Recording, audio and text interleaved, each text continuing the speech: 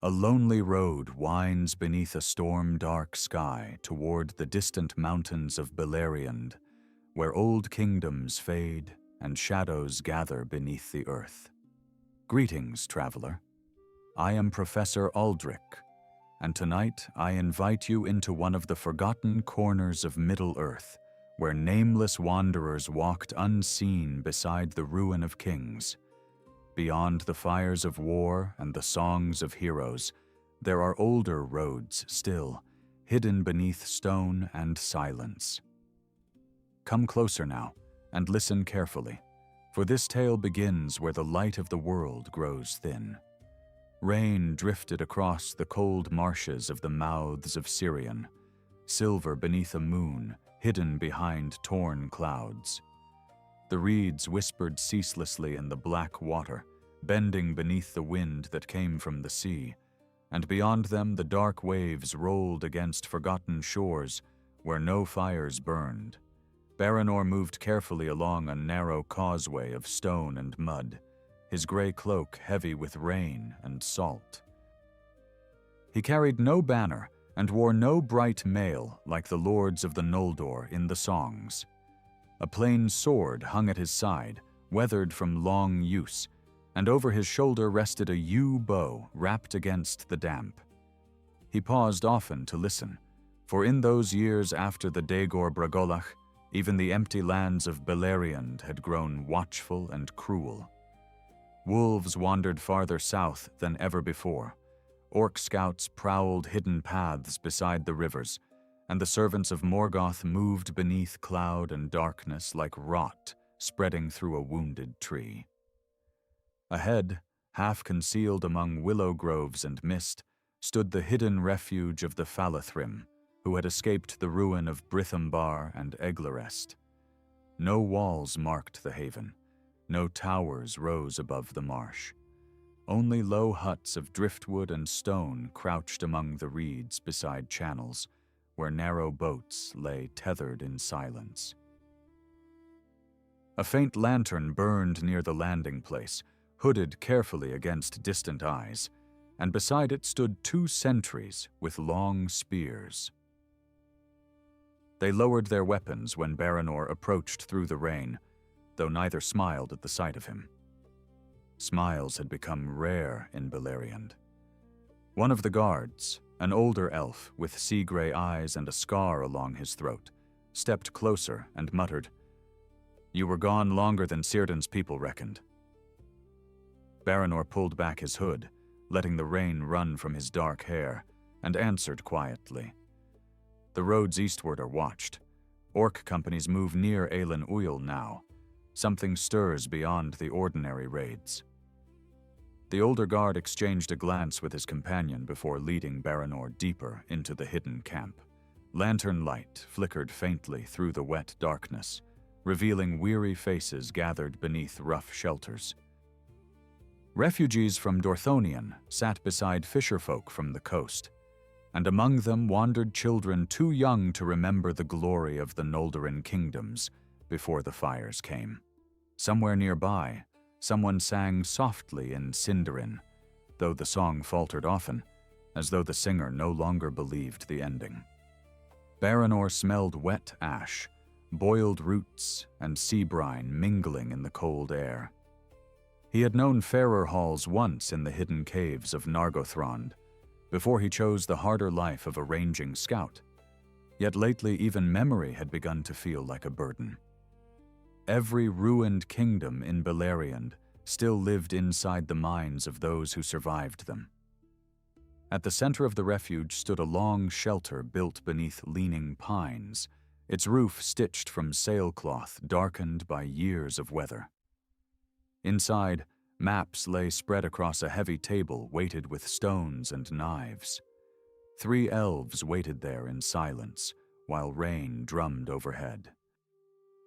The eldest among them was Galandr, keeper of the Southern Watch, broad-shouldered and stern-faced despite the silver woven through his hair. He studied Baranor for a long moment before speaking. "You have seen movement in the east before," he said, his voice low and measured. "Why does this trouble you now?" Baranor removed his gloves slowly, warming his numb fingers near a small brazier before replying. Because the orcs no longer travel like raiders. They march in ordered companies, and they avoid the open roads. Twice I found tracks where patrols erased their own trail afterward. Someone commands them with care. The shelter fell quiet, except for the hiss of rain and the crackle of peat in the brazier. One of the younger captains frowned and leaned over the maps spread across the table. "Medros gathers strength in the east," he said. "All know this. Morgoth prepares for war in answer." Baranor nodded once, though unease still pressed heavily against his thoughts. "War, yes," he answered, "but not merely upon the plain. Near the hills south of Himring I found signs of hidden movement beneath the earth itself. Old passages opened recently, smoke from covered vents, wagons carrying tools and chains instead of weapons." Gaelander's expression hardened slightly at those words, and his hand drifted unconsciously toward the knife resting beside the map. "The old dwarf roads?" he asked. "Some perhaps older than the dwarves," Baranor replied. "I could not follow far. Orc scouts hunted the tunnels." Outside, thunder rolled faintly over the western sea. The younger captain muttered a curse beneath his breath and stared down at the map as though it concealed an answer. But Gaelandor remained still for a long time before finally speaking again. "3 days ago," he said quietly, "a messenger came from the sons of Feanor. Medros calls for tidings from every corner of Beleriand. He believes the great assault upon Angband draws near." Baranor felt a cold tightening in his chest at those words. He had heard rumors for months already. The union of Medros, forged in desperation among elves, dwarves, and men, gathering strength for one final blow against the black foe. Hope had returned to many hearts because of it, yet Baranor distrusted hope when it came too swiftly. In Beleriand, hope often walked beside ruin. Gaelander reached beneath the table and withdrew a sealed packet wrapped in oilcloth. The wax bore no heraldry visible beneath the dim light. "You know the eastern wilds better than any scout remaining to us," he said. "Take this to Himring. Speak directly to Medros or Maglor if fortune allows it. Tell them what you have seen." Baranor did not immediately reach for the message. Weariness settled heavily through his limbs after weeks spent ranging the dangerous roads, and somewhere deep within himself, he felt the shadow of dread growing stronger. At last he asked, "Why not send a full company northward?" Gaelander's gaze drifted toward the darkness outside the shelter. "Because companies vanish now," he answered. "Single wanderers still pass unseen." Baranor accepted the packet slowly and secured it inside his cloak. For a moment no one spoke. The brazier glowed red between them, casting uncertain shadows across the maps of a dying land. At length, the younger captain broke the silence with forced confidence. "If the Union succeeds, perhaps all this will soon end. Angband may finally fall." Baranor looked toward him, studying the eagerness in the younger elf's face, and he remembered similar words spoken before the Nirnith Arnoediad had even been named. Many still believed strength alone could undo Morgoth. They had not seen what Baranor had seen in the north. Entire forests burned black, rivers choked with corpses, and orc hosts marching endlessly beneath banners stained with old blood. "Perhaps," he said quietly, though certainty was absent from the word. Before dawn, he departed the refuge with only a small pack, his bow, and enough provisions for several hard days upon the road. Rain still fell steadily from the western sky as he crossed the marshlands eastward, moving beneath bent alders and dripping reeds while gulls cried somewhere beyond the mist.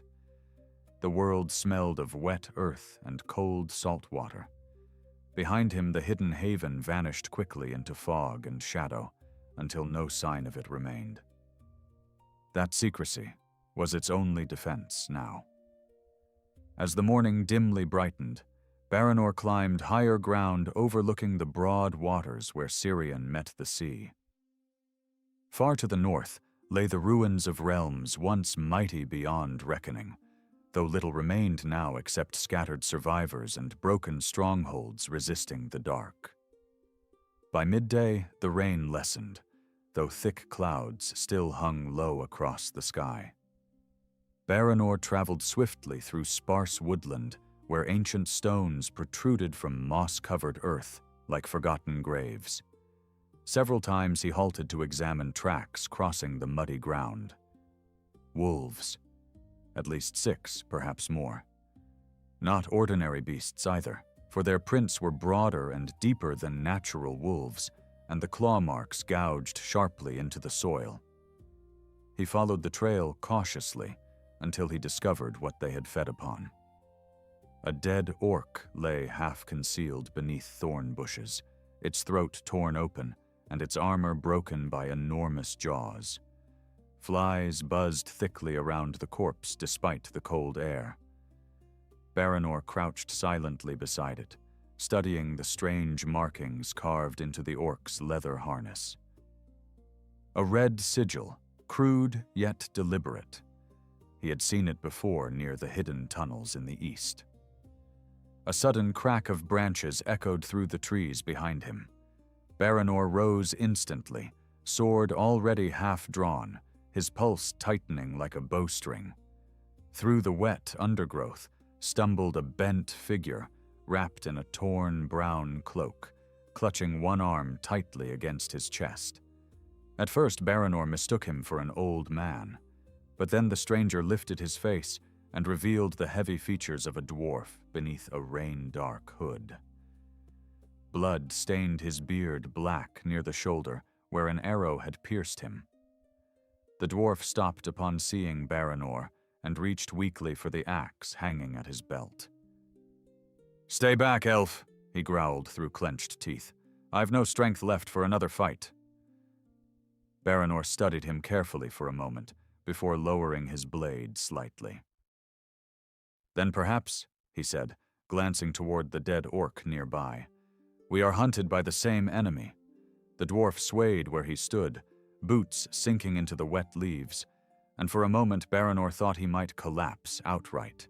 Rainwater dripped steadily from the edge of the stranger's hood, tracing muddy lines through the blood crusted along his mail. Behind them the forest groaned softly beneath the wind, branches rubbing together like old bones in the dark. Baranor kept one hand near the hilt of his sword while stepping closer to inspect the wound. The shaft protruding from the dwarf's shoulder was black-feathered, orc-made without doubt, and driven deep enough that every breath forced pain across the wounded warrior's face. "If I wished you dead," Baranor said quietly, "I would have loosed an arrow before showing myself." The dwarf stared hard at him beneath heavy brows, measuring the truth of those words, before finally releasing his grip on the axe haft. "Then either you are a fool," he muttered, "or one of the last decent elves left in Beleriand." Baranor guided him beneath the shelter of a leaning pine, where the roots rose thick above the ground, half hidden by moss and old needles. The dwarf sank against the trunk with a grimace, breathing hard through clenched teeth, while Baranor unpacked bandages and a small flask of spirits. Up close, the elf could see that the stranger was older than he first appeared. Gray threaded the dwarf's dark beard, and scars marked his hands and forehead like cracks cut into old stone. His armor bore the workmanship of Belagost, though much of it had been hastily repaired after hard travel. "This will hurt," Baranor warned, as he gripped the arrow shaft firmly. The dwarf barked a dry laugh despite the pain. "If you speak truthfully, elf, then you've spent little time among my people. Everything hurts." With one swift motion, Baranor pulled the arrow free. Blood ran hot across the dwarf's sleeve while he cursed in Kuzdul and nearly struck the elf aside with his elbow. For several minutes neither spoke. Baranor cleaned the wound carefully while the dwarf fought to steady his breathing. The smell of blood mingled with wet bark and cold earth, sharp in the damp air beneath the trees. Somewhere distant, a raven cried out once before silence swallowed the sound again. At last the dwarf lifted the flask of spirits with a trembling hand and swallowed deeply before wiping his mouth on his sleeve. "Name's Borin," he said. "Stonecarver once, warrior when forced, of Belagost." Baranor nodded slightly while securing the final bandage. "Baranor of the Sindar." Borin eyed him suspiciously after hearing the name. "You carry yourself like a scout of Nargothrond." "I served there for a time," Baranor admitted. "Before Orodreth closed the bridges and secrecy became more valued than open roads." Borin spat rainwater and blood into the ferns beside him. "Then perhaps you've more sense than the princes farther north," he growled. "Every lord in Beleriand sharpens swords and speaks of victory, while Morgoth breeds monsters faster than graves can hold them." Baranor watched him closely at those words, hearing not mere bitterness, but fear hidden beneath exhaustion. "You've seen something?" he said. The dwarf hesitated, fingers tightening around the flask. His gaze drifted toward the dead orc lying among the thorns nearby, and for the first time uncertainty flickered openly across his scarred face. "Aye," he answered at last. Something no sane creature should have seen and lived. The wind stirred harder through the trees then, scattering droplets from the branches overhead like cold silver rain. Baranor crouched opposite him, patient and silent. He had learned long ago that frightened men and dwarves often spoke more freely when not pressed too quickly. Borin rubbed his wounded shoulder once before continuing.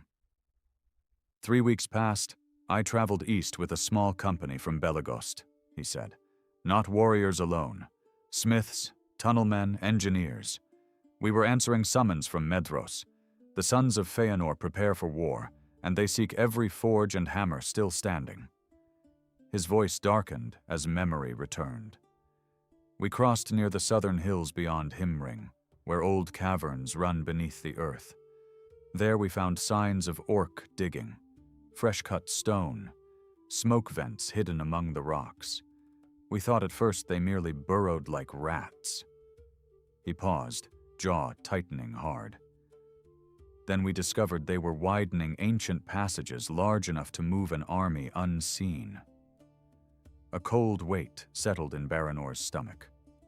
The hidden movements he had glimpsed were no scattered preparations after all. Morgoth was shaping something deliberate beneath the lands themselves. "How many?" he asked quietly. Borin laughed once without humor. "Too many. Orcs by the hundreds. Easterling slaves hauling timber and iron. Trolls chained like beasts to drag stone from the tunnels." He leaned forward despite the pain, lowering his voice instinctively as though fearful ears might already be listening from the dark woods around them. And there was another thing, something commanding them. Baranor remained still, though every instinct sharpened within him. "A Balrog?" he asked. Borin shook his head immediately. "No, smaller. Cloaked. It spoke little, yet every orc obeyed it without question. Even the wolves slunk aside when it passed. His rough hands trembled slightly. I never saw its face." The forest seemed colder after those words. Baranor glanced through the trees toward the dim northern horizon, where Angband lay far beyond sight, hidden behind leagues of ruin and ash. Morgoth had many servants still unknown even to the wise. Sauron remained in Tol Ingarhoth, despite the fall of his isle to Luthien and Huan, and darker things wandered the ancient world than most dared name aloud. What became of your company? Baranor asked, after a long silence. Boren's expression hardened like stone. Dead, most likely. Orcs fell upon us 2 nights later while we camped near a ravine. They knew exactly where to strike. Shame flickered briefly across his face. I fled after taking this wound. Better a living coward than another corpse feeding wolves. Baranor said nothing to that. In truth, survival itself had become a form of courage in Beleriand. Clouds thickened overhead as afternoon waned toward evening. The dim light beneath the trees turned gray and uncertain, and the wind carried a foul scent from somewhere eastward, faint yet unmistakable. Smoke. Not the clean smoke of hearth fires, but the bitter reek of burning pitch and furnace ash. Boren smelled it as well, and slowly reached for his axe again. They're near, he muttered. Baranor moved silently towards the edge of the clearing and crouched among dripping ferns. At first he heard only the creaking of branches and the distant rustle of rain across leaves. Then came another sound beneath it. Boots. Many boots moving carefully through wet undergrowth. Orc voices followed soon after, low and guttural, speaking in harsh whispers carried faintly between the trees. Baranor slipped back beside the dwarf. "Can you walk?" he asked. Boren pushed himself upright with visible effort, suppressing a groan as pain lanced through his shoulder. "Walk?" he muttered darkly. "Aye. Run may prove more difficult." The elf scanned the forest quickly, searching memory for the shape of the land ahead. Somewhere southward the ground fell sharply toward old streambeds and broken ridges where pursuit might be slowed. "This way," he whispered. Together they moved through the darkening woods with all the speed silence allowed. Behind them the orc voices gradually grew louder, accompanied now by the snarling cries of wolves catching fresh scent upon the damp air. The chase tightened swiftly. Once Baranor glimpsed movement among the trees behind them, hunched shapes in ragged armor slipping between shadows with terrifying speed. Arrows hissed suddenly through the branches overhead. One struck a tree trunk inches from Boren's head, quivering deep in the bark. The dwarf cursed and stumbled down a muddy slope, while Baranor turned long enough to loose 2 swift arrows into the darkness. A harsh cry answered the shots, followed by snarling confusion among the pursuing orcs. Yet more shapes continued advancing. "How many?" Boren gasped as they scrambled through thorn bushes beside a narrow stream. "Enough," Baranor answered grimly. Ahead, the land dipped sharply into a rocky ravine choked with mist and tangled roots. They descended carefully at first, then with desperate haste as the howls behind them drew nearer. Loose stones clattered beneath their boots and vanished into the white fog below. The ravine walls rose steep on either side, slick with moss and black water trickling through cracks in the rock. Baranor's breath misted faintly before him as the air turned colder underground. At the base of the ravine, a narrow cleft opened beneath twisted roots and hanging ivy. Boren stared toward it uncertainly. "That leads below," he muttered. "I know," Baranor replied. He had seen signs like this before during his long wanderings, forgotten entrances to ancient passages older than the kingdoms above them. Behind, the orc howls echoed loudly along the ravine walls now. There was no more time to hesitate. Baranor ducked through the narrow opening first, drawing his knife while one hand searched against damp stone in the darkness ahead. Boren followed close behind, breathing heavily through pain and exhaustion. The passage beyond twisted downward sharply into blackness, carrying the cold smell of deep earth and stagnant water. Behind them, the last dim light of evening shrank quickly as they moved farther below the surface. Then from somewhere deeper within the hidden tunnels came another sound entirely. Not orc voices, not wolves. A low metallic rhythm echoing faintly through the stone, like distant hammers striking iron far beneath the roots of the world.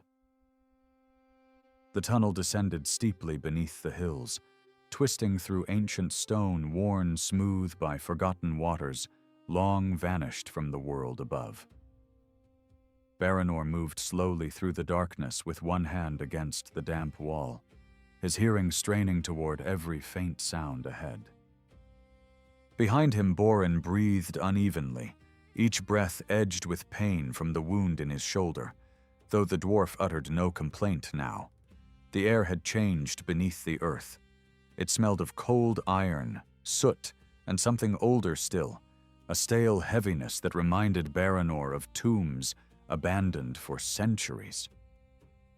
Somewhere deeper within the tunnels came the steady clang of metal striking metal, slow and rhythmic, echoing faintly through the stone like the heartbeat of some buried giant. The sound carried no haste or confusion. Whoever worked below did so with grim purpose. After a time, the narrow passage widened enough for them to walk side by side. Pale veins of quartz glimmered faintly in the walls, where moisture caught the little light creeping from above, and old carvings appeared here and there beneath layers of grime and age.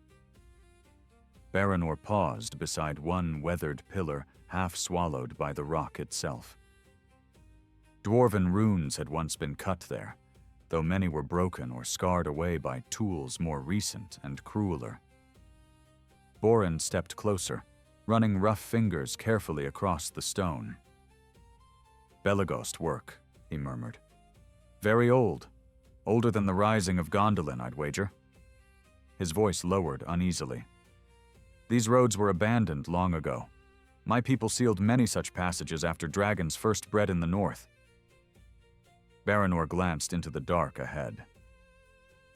"Yet someone has opened them again." Borin gave no answer to that. Far behind them, faint echoes drifted through the tunnel. Orc voices, distant still, but approaching steadily. Baranor extinguished the small lantern he had lit moments before, and darkness swallowed them completely save for the dim mineral glow along the walls. "Quiet now," he whispered. Borin nodded grimly. Together they crept deeper beneath the hills, while the sounds behind slowly multiplied. At times, the tunnel forked into narrow side passages, leading into blackness thick as ink. Other openings had collapsed entirely, buried beneath jagged heaps of stone and earth. Once they passed the remains of an ancient gate of iron standing half-torn from its hinges, its surface scarred by claw marks larger than a man's hand.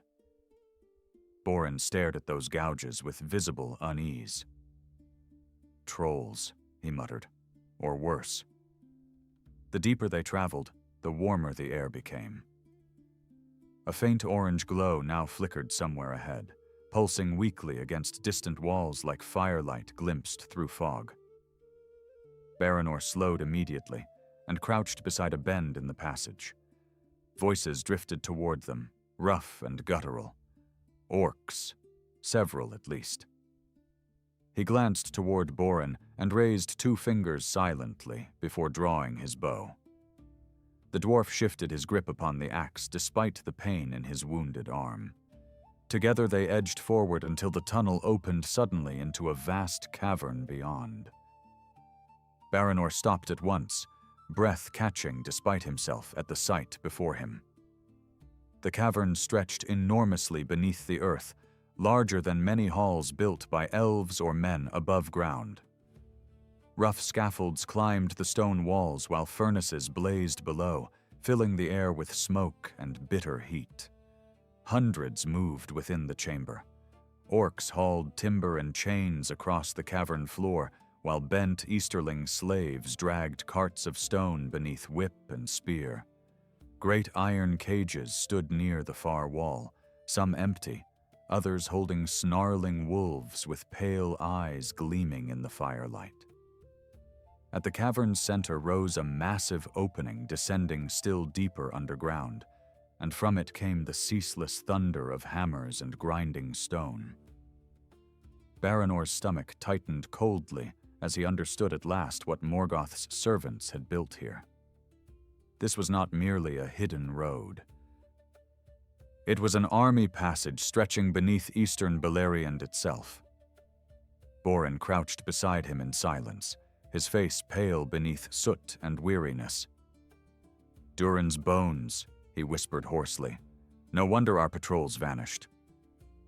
Baranor studied the cavern carefully, forcing himself to remain calm despite the enormity of what lay before them. He counted armed guards stationed along the ledges above and watched companies of orcs moving in organized order between tunnels leading east and north.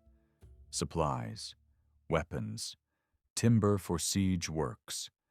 Morgoth prepared not only for open war upon the plains, but for hidden strikes beneath the lands of his enemies.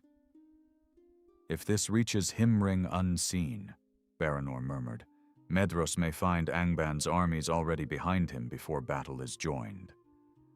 Borin looked toward him sharply. "Then we leave now and carry warning." Yet even as he spoke, voices echoed suddenly from the passage behind them. Baranor spun instantly. Torchlight flickered along the tunnel they had descended, growing brighter by the moment. The pursuing orc band had reached the upper passages at last. There would be no climbing back unseen now. Below them, the noise of the cavern masked their presence for the moment, but only barely.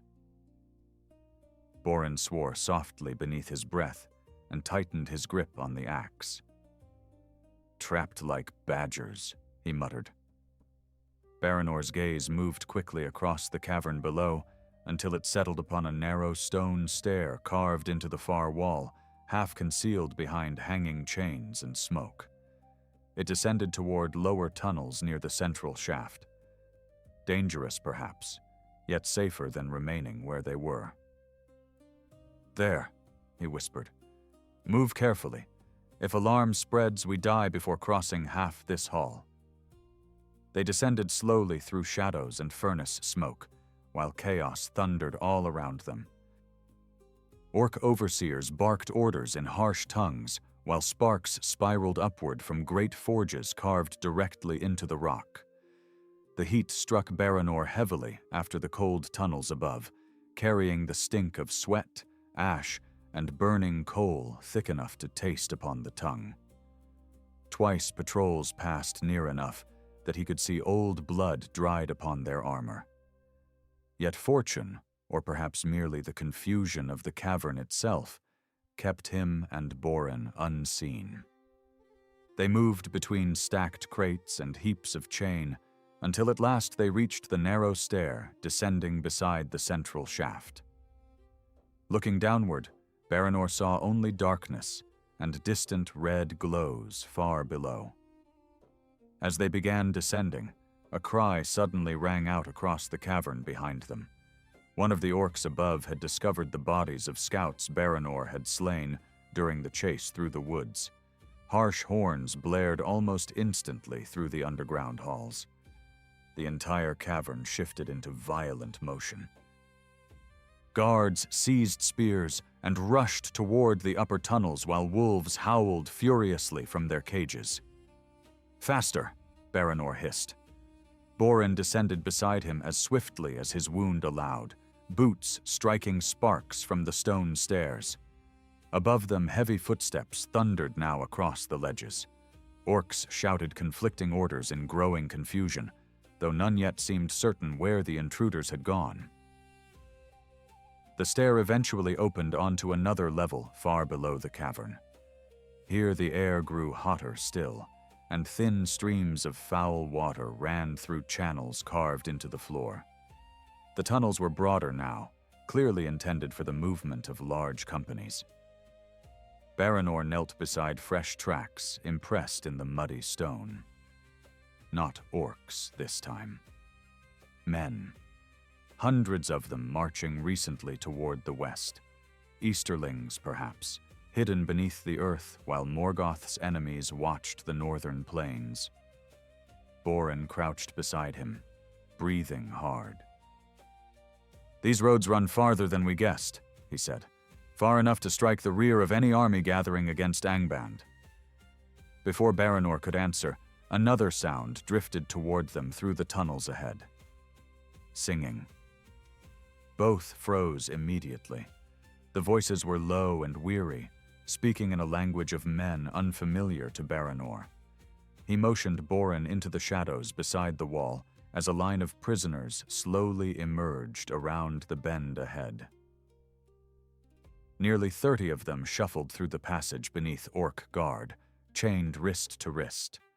Most were Easterlings by appearance, thin from labor and grime-covered from the mines, though among them Baranor glimpsed 2 elves as well, their faces hollow with exhaustion. At the center of the prisoners walked a young woman with dark, braided hair falling loose around her shoulders. Unlike the others, she held herself upright despite the chains binding her hands. Her sharp gray eyes swept constantly through the tunnel, alert and watchful. Then suddenly they fixed directly upon the shadows where Baranor and Borin hid. For one terrible heartbeat, Baranor thought she would cry out. Instead, the woman slowed slightly as she passed and spoke a single word softly in accented Sindarin. "Behind." Baranor turned instantly. An Orc guard had emerged silently from a side tunnel scarcely 10 paces away, its yellow eyes widening in surprise at the sight of hidden intruders. The creature opened its mouth to shout. Baranor's arrow struck first, punching deep into its throat. The Orc collapsed, choking against the wall, but the sound of its fall echoed sharply through the passage. Every prisoner halted at once. The guards spun around in confusion. Then the dark-haired woman moved with sudden violence, driving her chained hands into the face of the nearest Orc, hard enough to break its nose in a spray of blood. Chaos exploded through the tunnel. Prisoners surged against their guards while Borin roared and charged from the shadows with axe raised high. His blade smashed through Orc armor and bone alike, scattering sparks across the stone floor. Baranor loosed arrows at near point-blank range, while chains rattled and men shouted in terror and fury. One guard fell beneath the prisoners themselves as desperate hands dragged it screaming to the ground. Another blew a harsh warning horn before Baranor's knife silenced him forever. Yet already distant cries answered through the tunnels beyond. More Orcs were coming. The dark-haired woman seized a fallen spear and turned toward Baranor amid the confusion, her eyes blazing fiercely in the furnace light. "If you mean to escape," she said breathlessly, "then move now. These tunnels will soon drown in Orcs." The tunnel rang with screams, clashing iron, and the heavy pounding of boots rushing nearer through the dark. Baranor seized the fallen Orc's horn and hurled it into the foul water channel beside the wall before any other guard could sound it again. Around him, the freed prisoners stumbled in panic, some scrambling for dropped weapons while others merely fled blindly down the passages. Borin stood over the body of a dead Orc, chest heaving, blood running from his wounded shoulder beneath cracked mail. The dark-haired woman wiped her spear clean against a corpse without taking her eyes off the northern tunnel, where answering shouts echoed louder by the moment. "There's a side route ahead," she said sharply. "The overseers use it to reach the lower forges." Baranor studied her only briefly before nodding once. "Lead us there." They moved quickly through the smoke-choked corridors, while chaos spread behind them. Several prisoners followed close, though many vanished into side passages, hoping only to escape the mines by any path available. The tunnels twisted sharply downward now, cut with greater skill than the rough caverns above. Ancient stonework showed beneath the newer scars of Orc labor, and strange pillars carved long ago by dwarven hands supported the ceiling overhead. Heat rolled through the passages in suffocating waves. Somewhere deeper below, unseen furnaces roared like imprisoned beasts. The woman guided them confidently through the maze, while Borin limped beside Baranor, muttering curses whenever pain struck his shoulder. "You know these roads too well?" the dwarf growled suspiciously. Without looking back, she answered, "I've spent 2 years dying in them." A horn sounded somewhere above. Then another answered farther off, deeper beneath the earth. Baranor felt dread tighten within him as he realized the scale of the alarm spreading through the hidden stronghold. Morgoth's servants were sealing exits, organizing pursuit. Soon every tunnel would swarm with hunters. "What is your name?" he asked the woman as they hurried onward. "Nerwen," she replied after a brief hesitation, though the Sindarin name sounded strange upon her tongue. "Not the one my people gave me, but the only one I keep now." Her voice held no shame, only exhaustion, worn deep by suffering. Baranor noticed then the scars crossing her wrists where chains had rubbed flesh raw over many months. She carried the stolen spear like someone long accustomed to violence. The passage widened suddenly into a lower forge hall, lit by rivers of molten iron flowing through carved channels in the stone. Massive wheels turned slowly beside the glowing trenches, powered by hidden waterworks rumbling beneath the floor. Orc smiths labored among sparks and smoke, while chained slaves hauled carts of ore under whip and threat. None noticed the intruders immediately amid the thunder of hammering metal. Baranor crouched behind a broken column and studied the chamber carefully. Across the forge hall stood a narrow bridge leading toward another tunnel beyond, partially concealed behind hanging chains and furnace smoke. Guards stood there already, alerted by the growing uproar above. "Too exposed," Borin muttered. "We'll be cut apart crossing that bridge." Nerwen pointed toward the molten channels running beside the forge floor. "There's another way," she whispered. "Drain tunnels beneath the furnaces. Narrow and foul, but they lead beyond the guard posts." Borin grimaced openly. "Wonderful.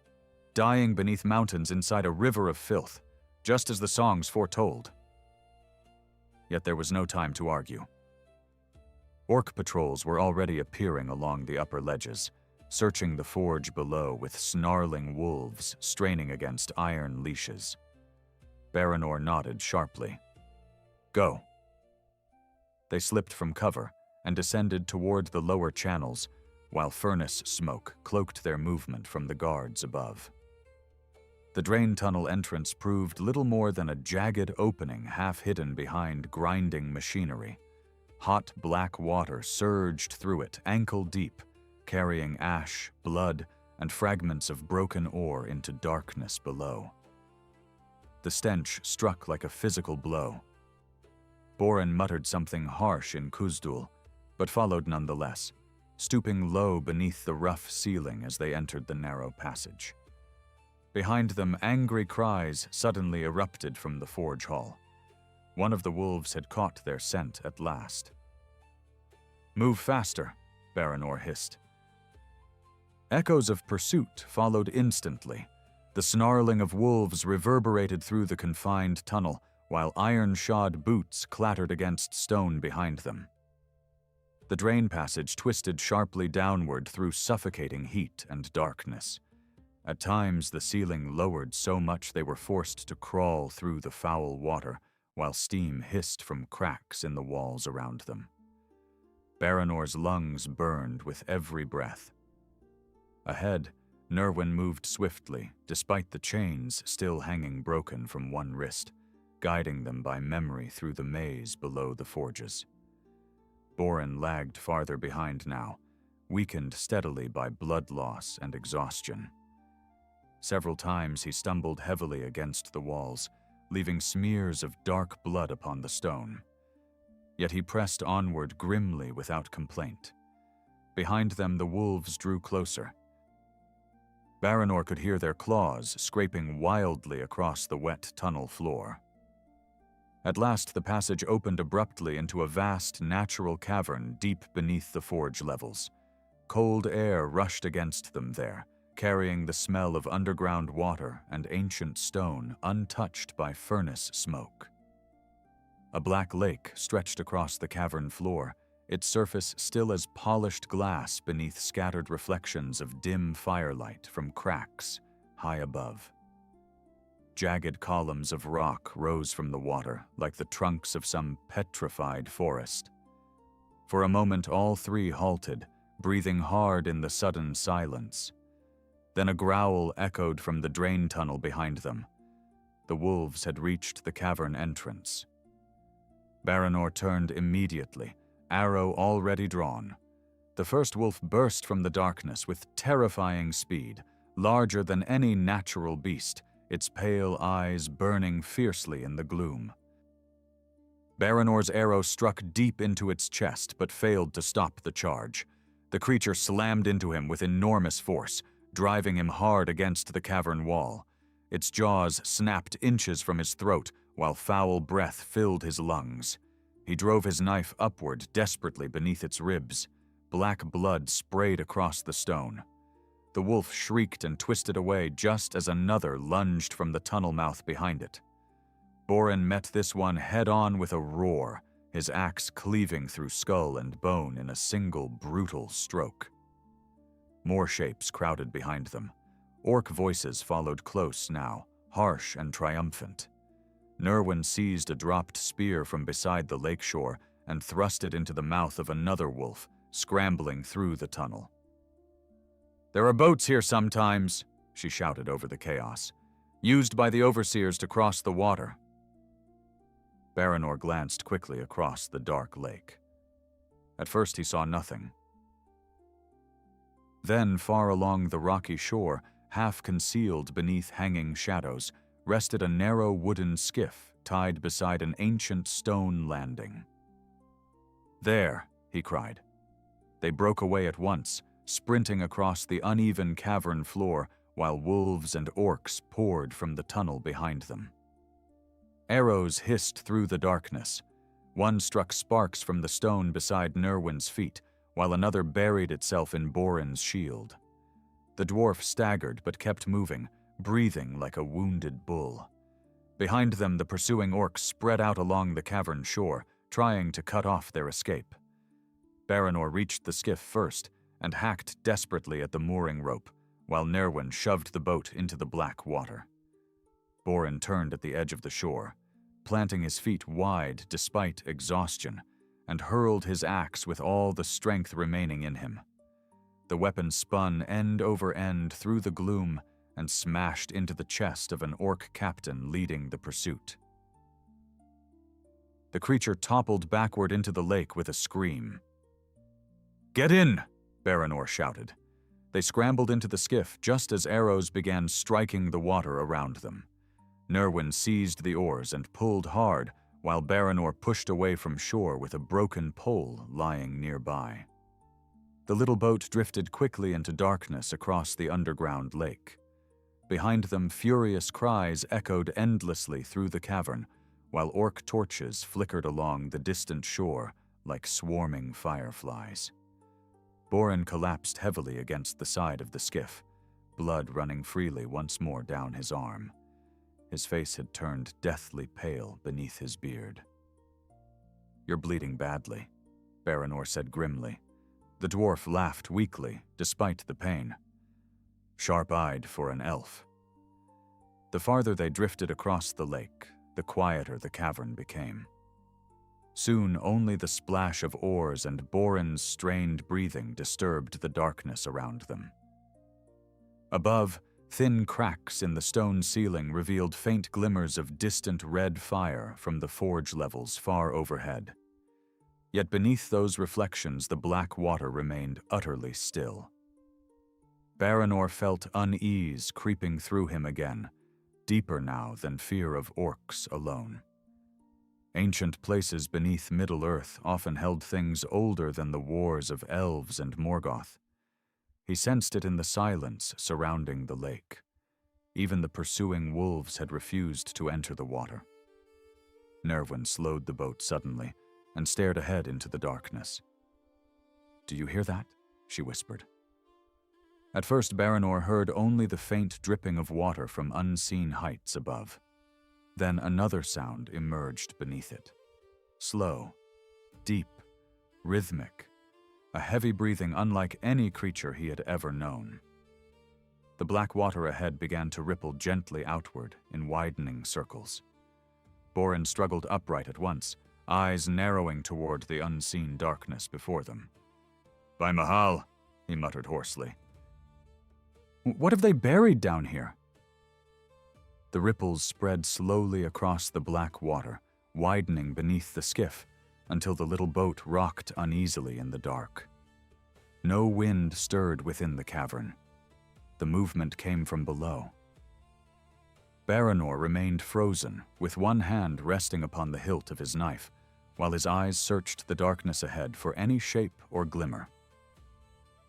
Beside him, Nerwin held the oars motionless across her knees, listening intently. Even Borin's ragged breathing had quieted. Then the deep sound came again, louder now. A slow inhalation rolling upward through the water itself, followed by an exhale that echoed faintly against the cavern walls like distant thunder buried beneath stone. Baranor had wandered many wild places in Beleriand, yet some instinct older than thought warned him at once that they had entered a place untouched by the sun for ages beyond counting. Far behind them, the cries of the orcs continued along the distant shore, though even those voices had grown uncertain now. Torches flickered restlessly at the water's edge, but none of the pursuers launched boats into the lake. Some remained shouting angrily toward the darkness where the skiff had vanished, while others seemed eager only to retreat from the cavern altogether. Baranor noticed that the wolves had fallen silent as well. "They fear it," Nerwin whispered. "Whatever lives here." Borin's rough hand tightened around the edge of the skiff. "Wise beasts," he muttered darkly. "We should follow their example." Yet there was nowhere else to go. The cavern shore behind them crawled with enemies, and the endless dark lake stretched ahead like an open grave. Slowly, carefully, Nerwin dipped the oars once more into the water. The skiff glided onward through the blackness with scarcely a sound. Baranor crouched low near the bow, staring into the dark depths beneath them. The water was unnaturally clear despite its color. Several times he thought he glimpsed pale shapes moving far below the surface, vast and slow, though they vanished whenever he tried to focus upon them. Ancient creatures, perhaps, blind things from forgotten depths of the earth. The thought brought to mind old tales whispered among the Sindar beside winter fires, stories of nameless beings gnawing the roots of the mountains since before the rising of the moon. He had dismissed such tales in younger years. Now he was less certain. At length, a faint outline emerged ahead through the darkness. Stone pillars, broken arches. The remains of some ancient structure rising partially from the water near the center of the cavern. As they drifted nearer, Baranor saw worn steps descending directly into the black lake, and fragments of carvings half swallowed by mineral growth and age. Borin leaned forward despite his exhaustion, squinting toward the ruins. "Not dwarf work," he murmured. "Older, much older." The stone possessed a strange smoothness, unlike the craft of Belegost or Nogrod, as though shaped not by hammer and chisel, but by patient water over countless years. Several pillars had collapsed entirely, creating jagged islands of stone barely visible above the surface. Nerwin guided the skiff toward the nearest of these ruins. "There may be another tunnel beyond," she said quietly. The overseers never came this far across the lake. Baranor nodded absently, though his attention remained fixed upon the water around them. The ripples had ceased. Silence settled once more across the cavern, heavy and unnatural. Even the distant orc voices had faded now. Then, without warning, something enormous moved beneath the skiff. The boat lurched violently sideways. Borin nearly toppled into the water before Baranor seized his arm and dragged him back. Beneath them, a massive shadow passed through the depths, long as a river barge and pale as drowned flesh beneath the black water. Nerwin stifled a cry and pulled desperately at the oars, driving the skiff toward the nearest stone platform. The shadow circled once below them, slow and deliberate. Then the breathing sound came again, no longer distant. It rose directly beneath the boat. The water bulged upward suddenly in a swelling mound, and for one horrifying instant, Baranor glimpsed a vast eyeless head emerging just below the surface, its slick skin marked by ancient scars and pale ridges of bone. "Move!" Borin roared. The dwarf seized the side of the skiff and hurled himself toward the ruined platform, nearly capsizing the boat entirely. Baranor followed at once, dragging Nerwin after him as the little craft spun wildly upon the water. Behind them the surface erupted. A colossal shape surged halfway from the lake, sending black waves crashing against the ruins. Baranor caught only fragments in the darkness. A mouth ringed with rows of curved teeth, thick, pale limbs writhing beneath the water, blind sockets glistening above a scarred skull broad as a wagon. The creature struck the skiff once with terrifying force. Wood shattered apart instantly, scattered across the lake like driftwood in a storm. The three fugitives scrambled higher onto the ruined platform while water thundered around the ancient stones. Borin snatched up a fallen fragment of broken pillar and hurled it toward the beast with a curse. The stone vanished uselessly into darkness. "What in all cursed Arda is that thing?" Nerwin gasped, backing away from the edge.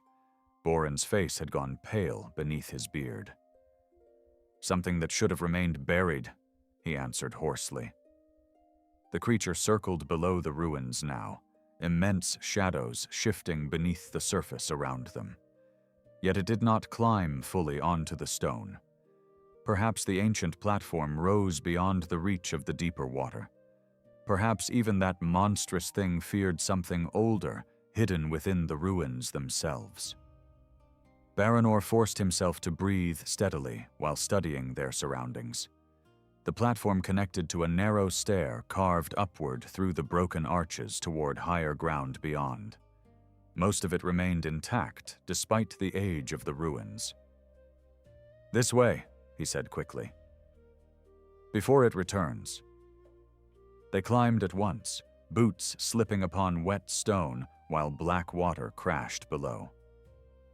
Behind them, the creature struck the ruins again, shaking the ancient platform hard enough to loosen fragments of crumbling rock into the lake. Baranor risked one glance backward and saw the beast more clearly for the first time.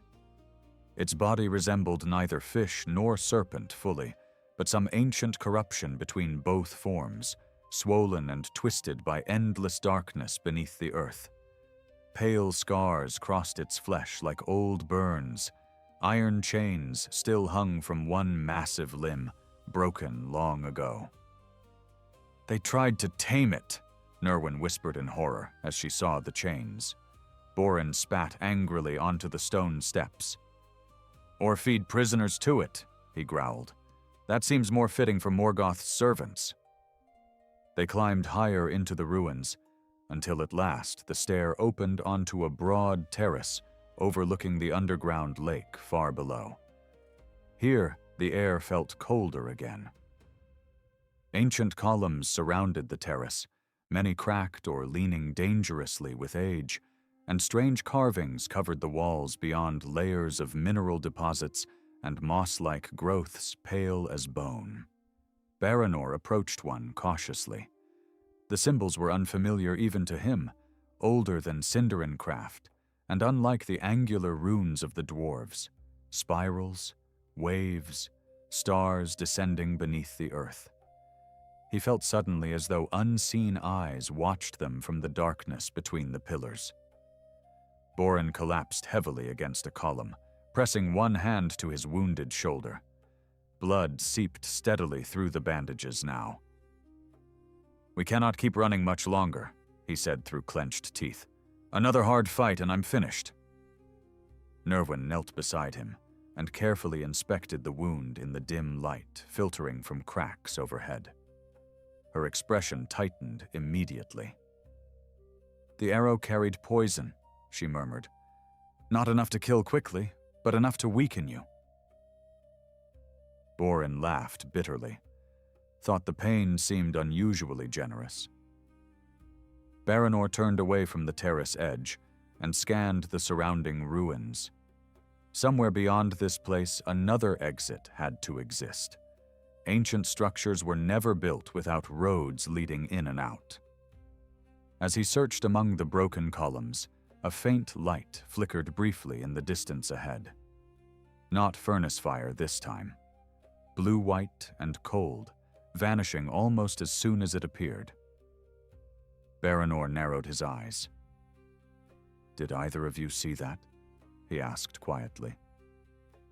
Nerwin rose slowly, following his gaze toward the deeper ruins beyond the terrace. For a moment no one spoke.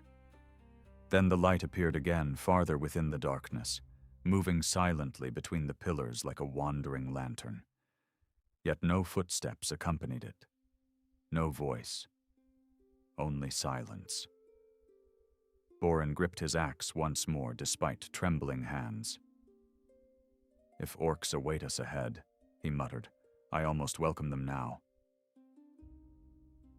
The strange light drifted deeper into the ruins before pausing beside a distant archway, half hidden by fallen stone.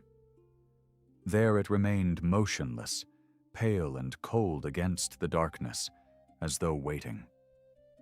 Baranor felt every instinct warning caution, yet another thought pressed harder within him.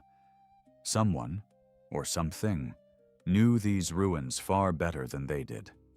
And if there truly was another path beyond the lake, it might be their only hope of escape before Morgoth's hunters sealed the tunnels entirely.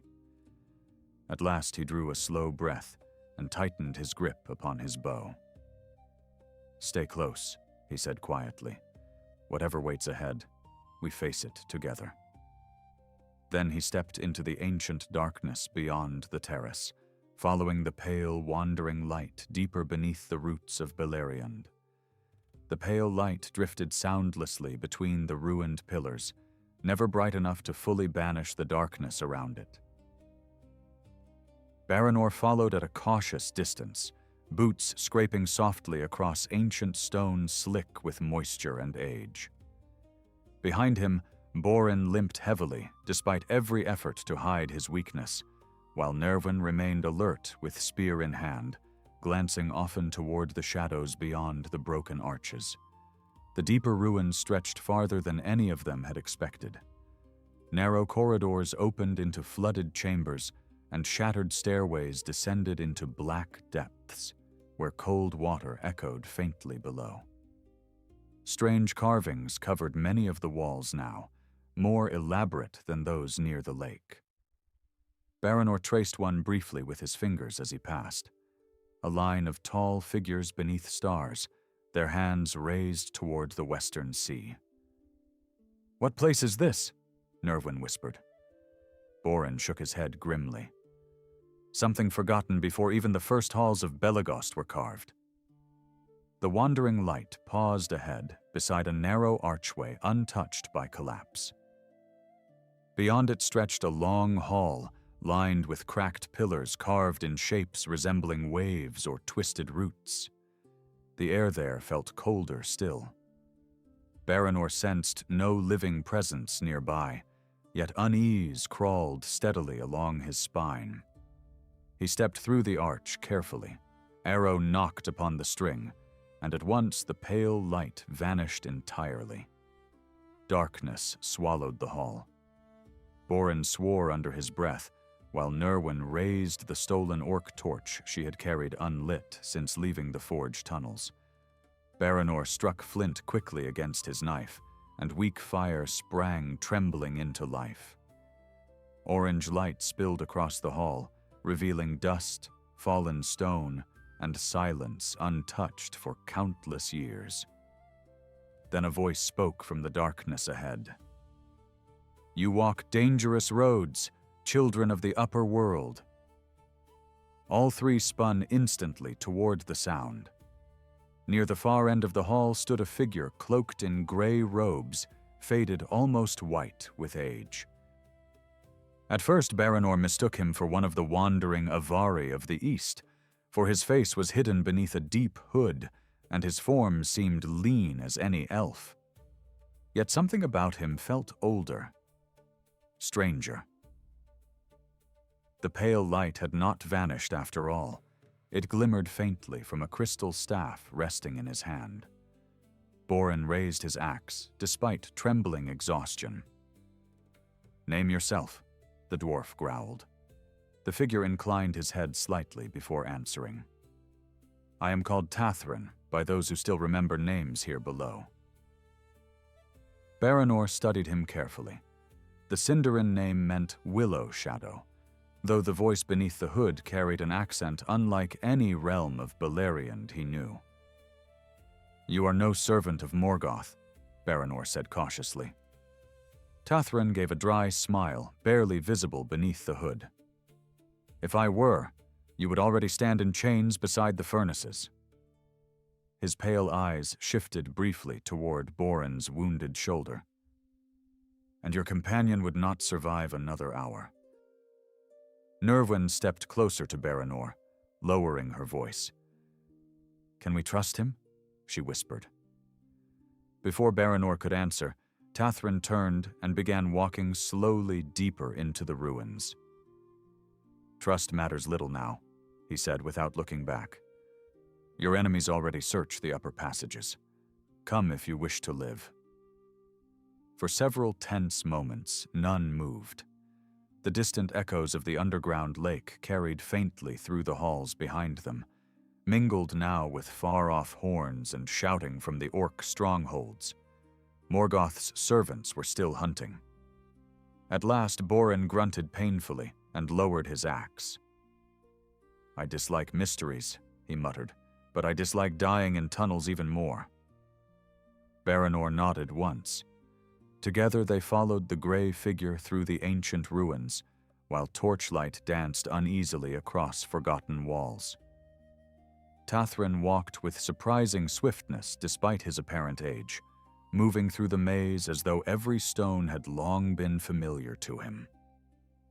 Several times he glanced upward toward the distant ceilings overhead, listening to sounds too faint for the others to hear. The ruins eventually opened into a circular chamber supported by 12 enormous columns carved from black stone, veined with silver. At the center stood a dry basin shaped like a great flower, though cracks split its surface from age and neglect. Strange symbols encircled the chamber floor, partly obscured beneath dust and fallen debris. Tathrin halted there at last, and rested both hands upon the crystal staff. "Long ago," he said quietly, "water flowed here from springs beneath the mountains. This was a resting place for travelers crossing the deep roads westward before the rising of Angban's power." His voice echoed softly through the chamber. "But Morgoth's creatures found the passages centuries ago. Since then, these halls have become graveyards." Borin frowned suspiciously. "You speak as one who witnessed it." Tathrin's pale eyes lifted slowly towards the dwarf. "I did." Silence followed those words. Even Nerwin stared at the cloaked figure with sudden uncertainty. Baranor felt cold realization stirring within him. No mortal man could survive from the elder years of Beleriand until now, nor could any dwarf. Yet something in Tathrin seemed older even than the hidden realms of the Noldor. "Who are you truly?" Baranor asked quietly. The figure hesitated for the first time. Then he lowered his hood. His face was elven, yet unlike any Baranor had ever seen. The features were lean and severe, marked not by age but by long sorrow endured beyond mortal measure. Silver hair fell loose about his shoulders, though streaks of white ran through it like frost upon winter branches. Most striking were his eyes, pale gray, nearly colorless, carrying the stillness of deep waters untouched by wind. "One of the Morikendi," Tathrin answered softly. "Of those who refused the great journey west when the world was young." Borin let out a slow breath through his beard. Even among the dwarves, tales lingered of those ancient elves who had never seen the light of Valinor. Nerwin studied him carefully. "Why remain here alone?" she asked. Tathrin's expression darkened faintly. "Because someone must watch what sleeps beneath these mountains." At those words, Baranor remembered the monstrous creature in the underground lake and the broken chains hanging from its flesh. "The beast below," he said. "Morgoth's servants brought it here?" Tathrin nodded once. "They found the creature in deeper waters far beneath the Iron Mountains and tried to bend it to their purpose. Orcs are cruel masters, cruel and foolish." For the first time, a flicker of grim satisfaction touched his voice. "The beast devoured many before the chains broke."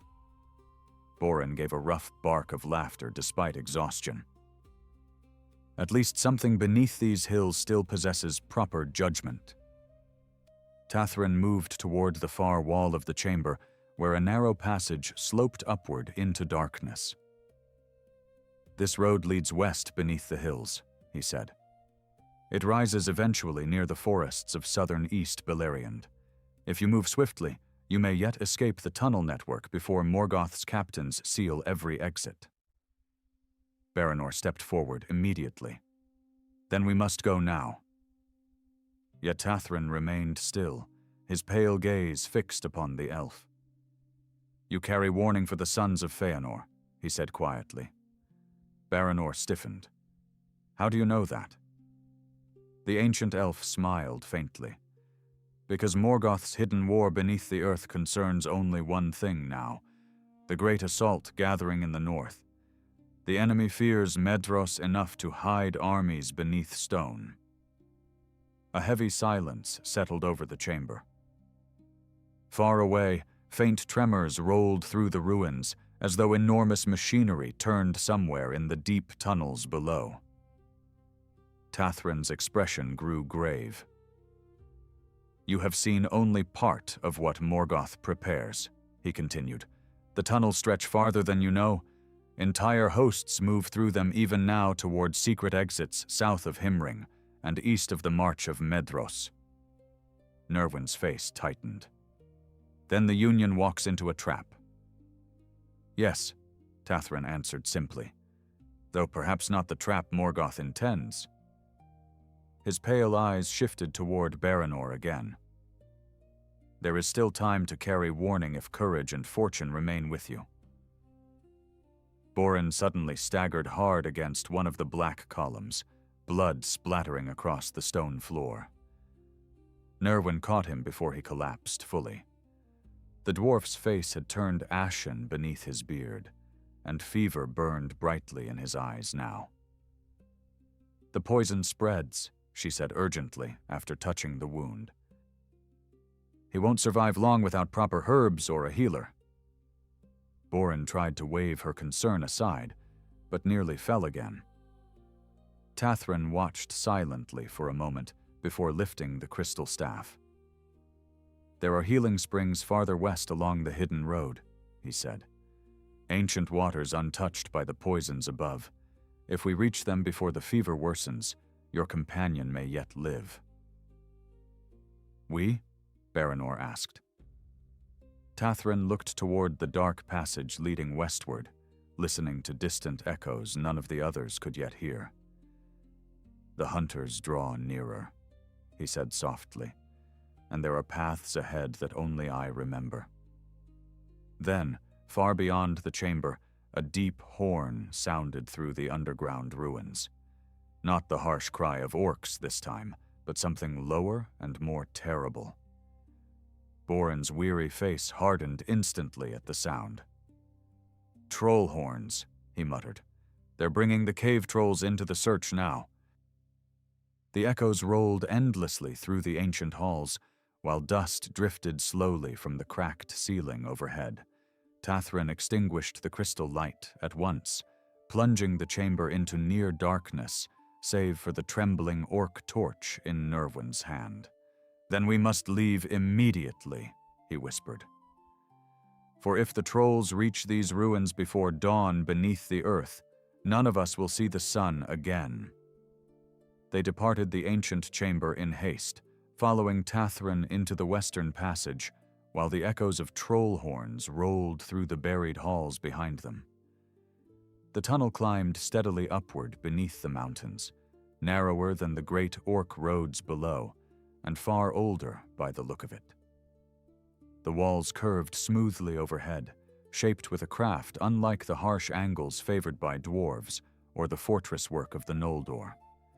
Pale crystals glimmered faintly within the stone itself, giving just enough light to guide their steps without torches. Tathrin moved swiftly at the front despite his ageless appearance, his gray robes whispering softly against the floor. Behind him, Boren struggled harder with every passing mile. Sweat drenched his brow despite the cold underground air, and his breathing had become shallow and strained. Yet the dwarf still refused aid whenever Nerwin reached to steady him. The hidden road wound through long galleries filled with ancient carvings worn smooth by centuries of silence. Baranor noticed images of forests beneath starlight, rivers flowing westward, and tall ships carved upon distant seas no mortal eye had ever seen. The old world lingered here untouched by the ruin above. Once they crossed a narrow bridge spanning a black chasm where unseen water thundered endlessly in the dark below. Another time, the passage opened briefly onto a cavern filled with towering white stone pillars that resembled frozen trees beneath moonlight. Even Boren paused there despite his fever, staring upward in grim admiration. "No orc hand made this," he muttered quietly. Tathrin glanced back only once. "No," he said. "These halls were old when Morgoth first returned from the void. Hours seemed to pass beneath the earth without measure. The distant sounds of pursuit faded at times, then returned unexpectedly through hidden cracks and tunnels branching far away in the dark. Morgoth's hunters were spreading through the underground roads like wolves, flushing prey from deep forest. Baranor remained constantly alert, listening for the scrape of armor or the guttural murmur of orc voices around every bend. Yet another fear troubled him more with each passing hour. Even if they escaped these tunnels alive, could any warning now reach Medros in time? Morgoth's hidden armies were already moving west beneath the hills. The trap had been laid long before anyone guessed its shape. At last, the passage widened into a cavern where clear water flowed from the stone in silver streams. Ancient terraces carved into the rock formed shallow pools around the spring, and pale moss glowed softly along the walls with ghost-like light. The air smelled clean for the first time since they had entered Morgoth's tunnels. Boren collapsed heavily beside the nearest pool, dropping to one knee while fever shook his broad frame. Nerwin hurried beside him and dipped cloth into the water to clean the poisoned wound. The dwarf hissed through clenched teeth, but did not resist. Tathrin rested his crystal staff against the wall and knelt opposite Boren in silence. Then he placed one pale hand lightly over the wound itself. Baranor watched carefully as faint silver light spread slowly from Tathrin's fingers into the poisoned flesh beneath the bandages. Boren stiffened at once, his eyes widening in shock.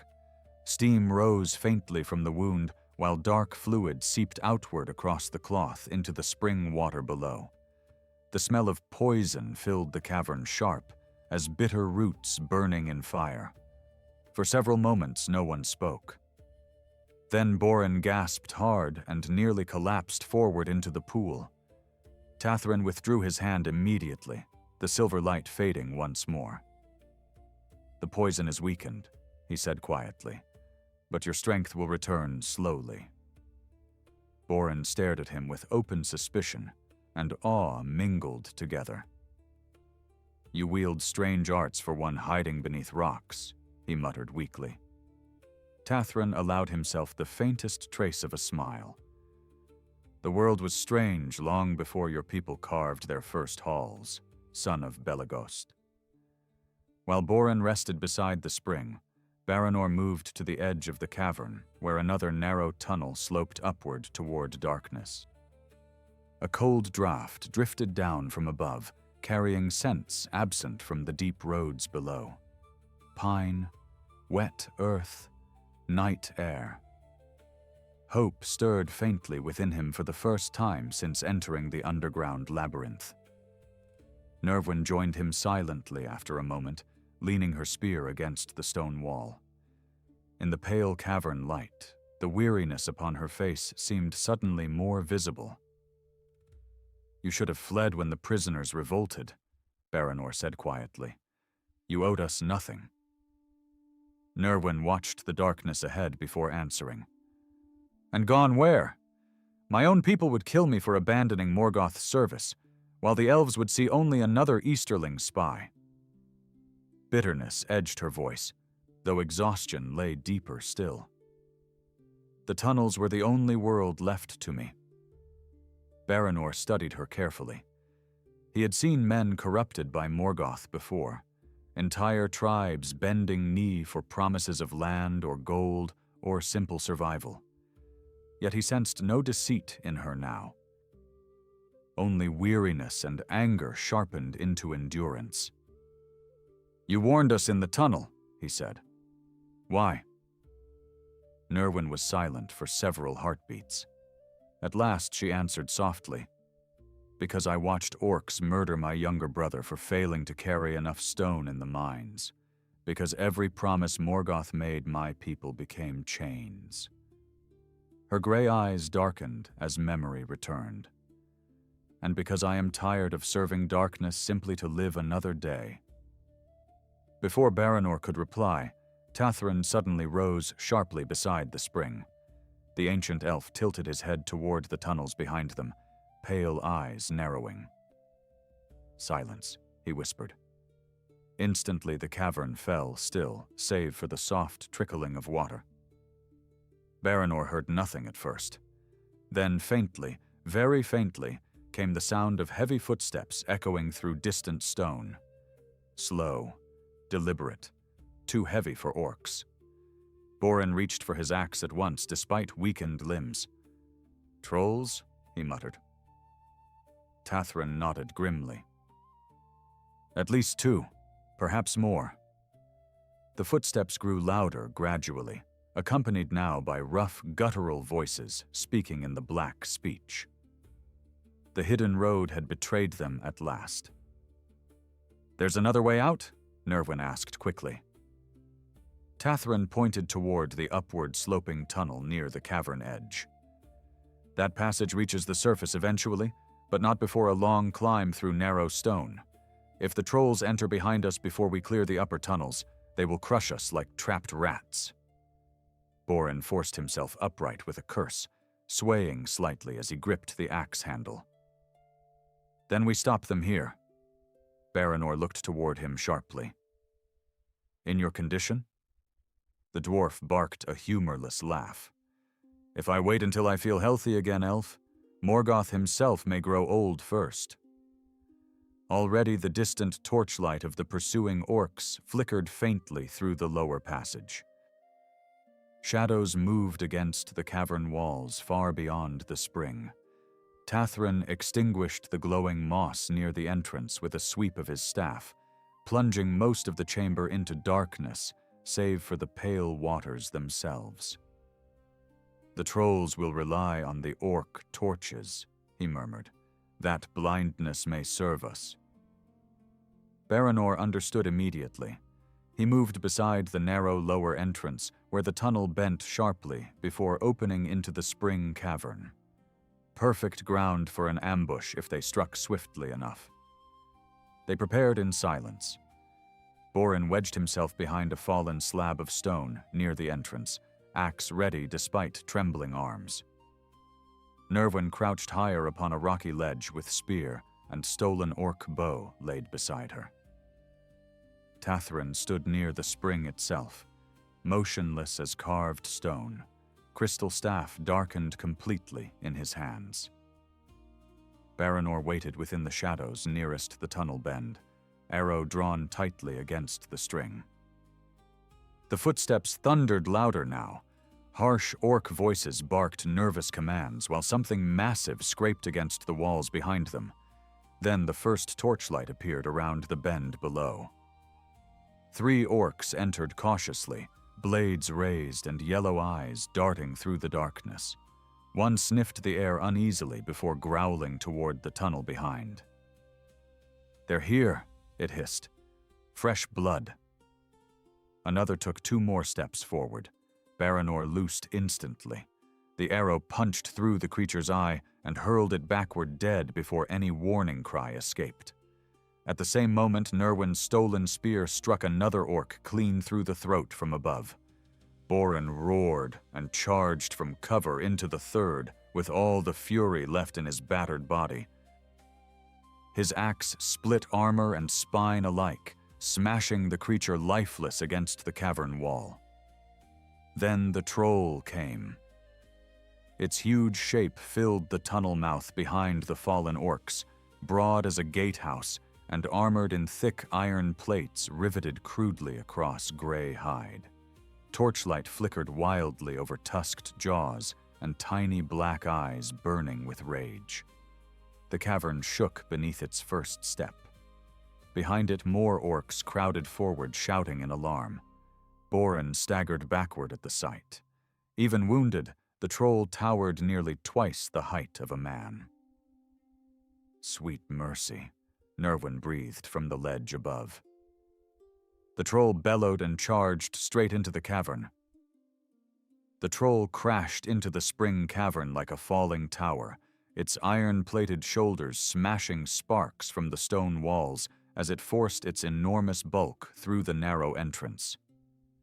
Water exploded from the shallow pools beneath its feet, while the surviving orcs scattered behind it, shrieking in excitement and terror alike. The creature carried a massive iron hammer chained to one wrist, and every movement made the links rattle like dragged anchors across stone. Baranor rolled aside just as the hammer swept through the darkness where he had stood moments before. The blow shattered part of the cavern wall with a deafening crack, spraying broken rock across the chamber. Borin roared and struck at the troll's leg from the flank, his axe biting deep between the iron plates. Black blood spilled hot across the stone. The troll barely seemed to notice. Its enormous fist slammed Borin backward into the edge of the spring pool, hard enough to crack stone beneath him. The dwarf collapsed into the water with a choking gasp, his axe skidding across the cavern floor. Nerwin loosed arrows rapidly from the ledge above, aiming for the troll's eyes, but the beast shielded its face instinctively with one armored arm while advancing deeper into the chamber. Behind it, the orcs surged forward now, emboldened by the creature's fury. Baranor shot one through the throat and slashed another across the face as it lunged toward him with a curved blade. Yet more pressed through the entrance behind them. The cavern suddenly felt far too small, every shadow alive with enemies and violence. Then Tathrin moved. The ancient elf raised his crystal staff sharply, and pale silver light burst outward across the chamber with blinding force. Every orc recoiled, screaming as the radiance struck their eyes. Even the troll staggered heavily, roaring in confusion while smoke curled from its scarred flesh. Tathrin spoke then in a language none of the others understood, his voice echoing strangely through the cavern, like distant water flowing beneath ice. The spring pools answered. Silver light spread suddenly through the water at his feet, racing outward across the flooded stone floor in glowing streams. Wherever the light touched, the darkness recoiled as though alive. Baranor felt cold air rush through the chamber, though no wind blew underground. The troll bellowed in panic and swung its hammer wildly toward Tathrin.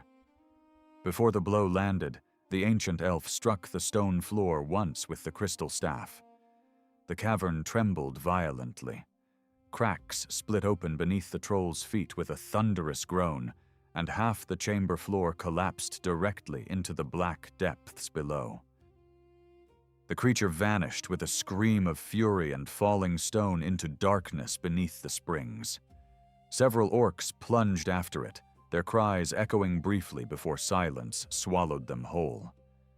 The remaining attackers broke immediately in terror, scrambling back through the tunnel entrance while silver light continued blazing across the cavern. For several moments, no one moved. Dust drifted slowly through the glowing air, while fragments of broken rock tumbled into the abyss below. Borin groaned weakly from the edge of the spring where he had fallen. Nerwin hurried down from the ledge and helped drag him away from the shattered floor. The dwarf coughed blood into the water and spat a curse between ragged breaths. "Remind me," he gasped painfully, "never to anger cave-dwelling elves." Tathrin lowered the crystal staff slowly. The silver light faded at once, leaving the chamber dim and silent once more. Yet Baranor saw now how drained the ancient elf had become.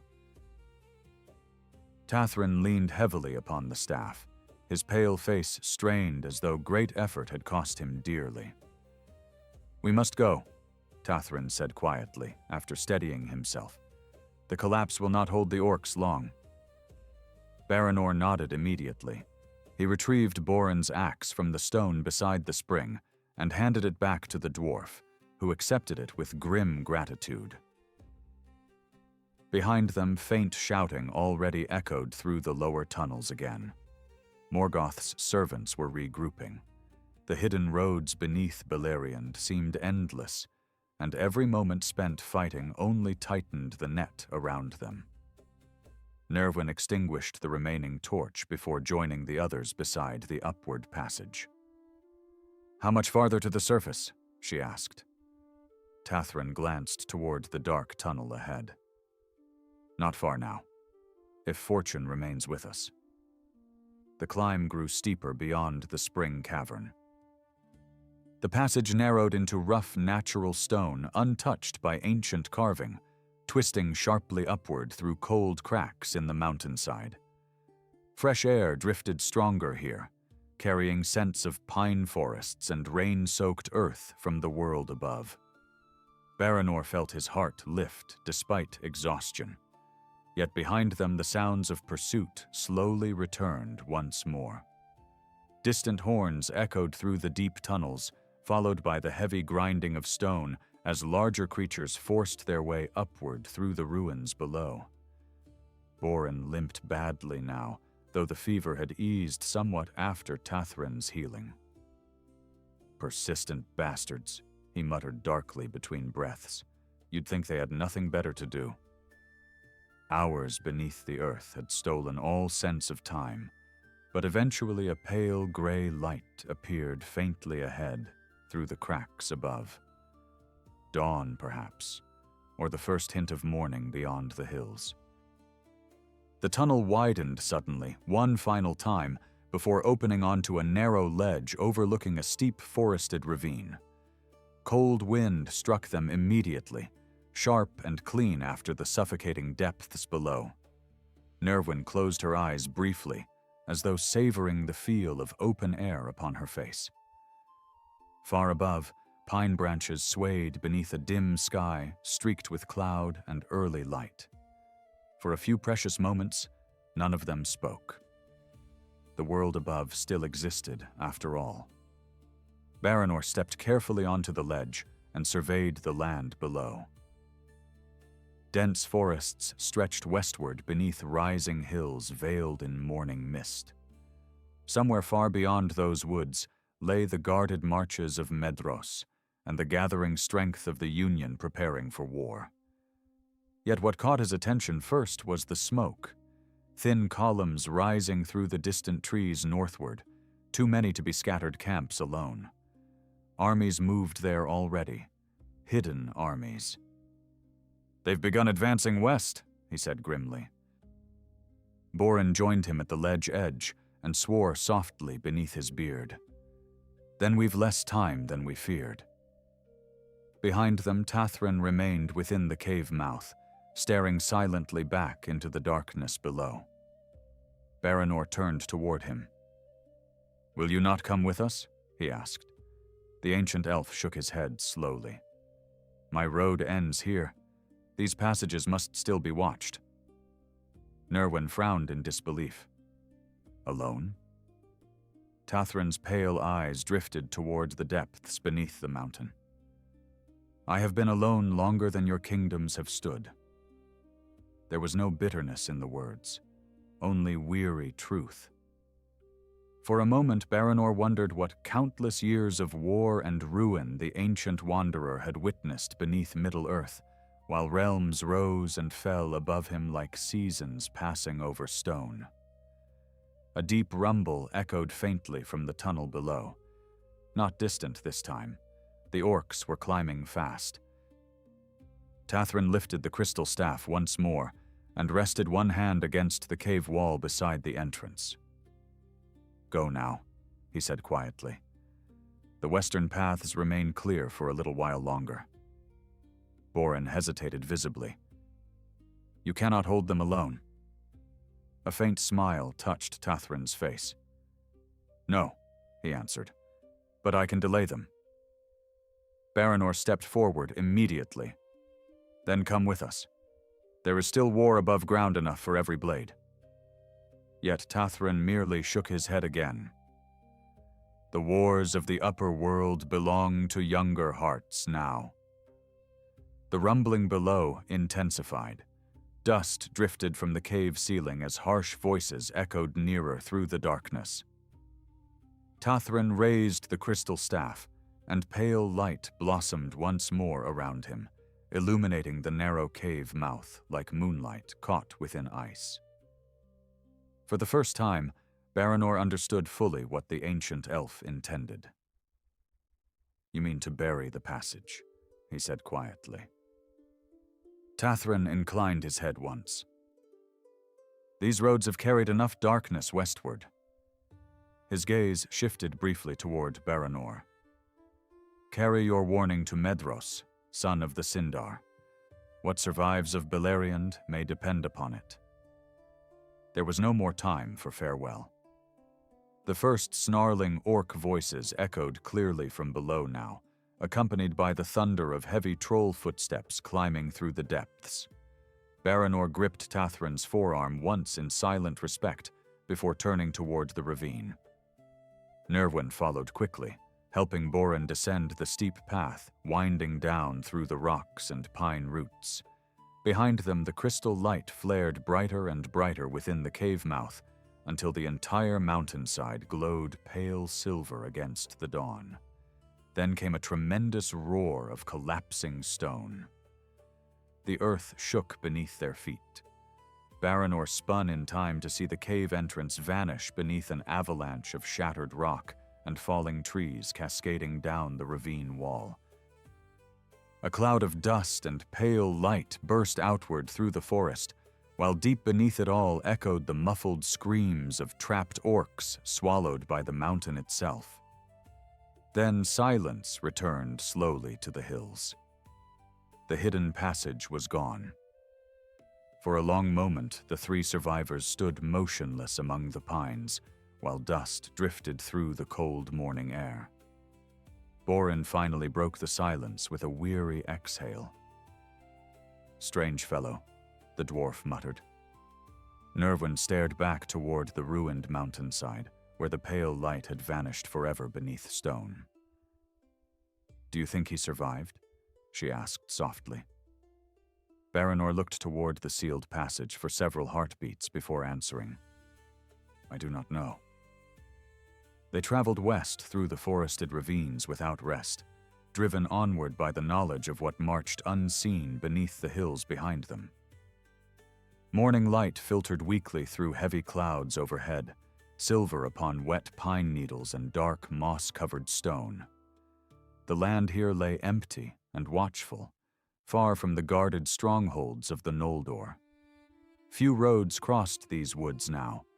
Most travelers avoided them since the fires of the Dagor Bragolach had blackened the northern realms and filled the wild with wolves and wandering orc bands. Baranor moved at the front with bow in hand, listening constantly for pursuit. Though the mountain passage had collapsed, he did not trust that Morgoth's servants had been delayed for long. The dark enemy always seemed to possess more roads than his foes imagined. Borin endured the march grimly despite his injuries, though weariness weighed heavily upon every step. The poison no longer clouded his eyes, yet the beating he had taken from the troll left him stiff and breathing hard whenever the path climbed steeply. Nerwin walked beside him, carrying both her stolen spear and the orc bow across her shoulder. Dirt and dried blood marked her face, but some hardness within her had shifted since escaping the tunnels. The open sky seemed to unsettle her almost as much as comfort her. Twice Baranor noticed her staring upward toward the clouds, as though she had forgotten how vast the world above could feel after years beneath stone and furnace smoke. By midday, they reached higher ground overlooking the eastern forests of Beleriand. From there, the devastation spreading across the land became impossible to ignore. Smoke rose in long, dark columns from valleys far to the north, and several distant villages burned openly near the forest edge. Tiny lines of movement crossed the hills beyond them. Armies. Even at such distance, Baranor could see iron flashing beneath the dim sun, and banners shifting through the smoke. Orc companies marched westward in numbers too great for scattered raids alone. "Morgoth no longer bothers hiding his strength," Borin muttered grimly. Baranor narrowed his eyes toward the northern horizon. "No, the Great War is near now."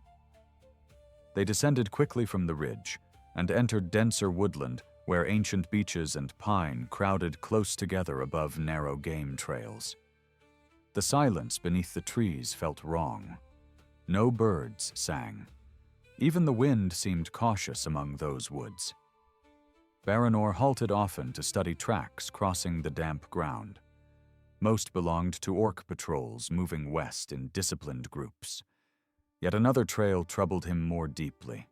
Hoofprints, many of them. Heavy horses shod for war, accompanied by men traveling swiftly southward. Nerwin crouched beside the tracks after he pointed them out. Her face tightened immediately. "Easterlings," she said quietly. "Not slaves either. Warriors." Borin spat into the leaves. "More allies for Morgoth's feast." Toward evening, the forest thinned around a narrow stream flowing west between steep banks overgrown with thorn bushes. Baranor signaled sharply for silence. Voices drifted faintly ahead through the trees, human voices speaking low and urgent beside the water. The three crept carefully through the undergrowth until the scene below became visible between the branches. A small company of armed men rested beside the stream, with their horses tethered nearby. They wore dark mail and fur-lined cloaks marked by strange red emblems stitched upon the shoulders. Easterlings. without doubt. Yet, unlike Morgoth's orcs, these warriors appeared exhausted and wary rather than cruel. Several were wounded. One stood watch constantly toward the north, as though fearing pursuit. Nerwin stiffened beside Baranor. "I know those markings," she whispered. "House of Borlach. Some served Morgoth willingly after Ulfang bent the knee." Bitterness darkened her voice at the name. The treachery of Ulfang's sons during the Nirnith Arnoediad had not yet happened, but distrust toward many Easterling tribes already lingered among the elves of Beleriand. Baranor studied the camp carefully.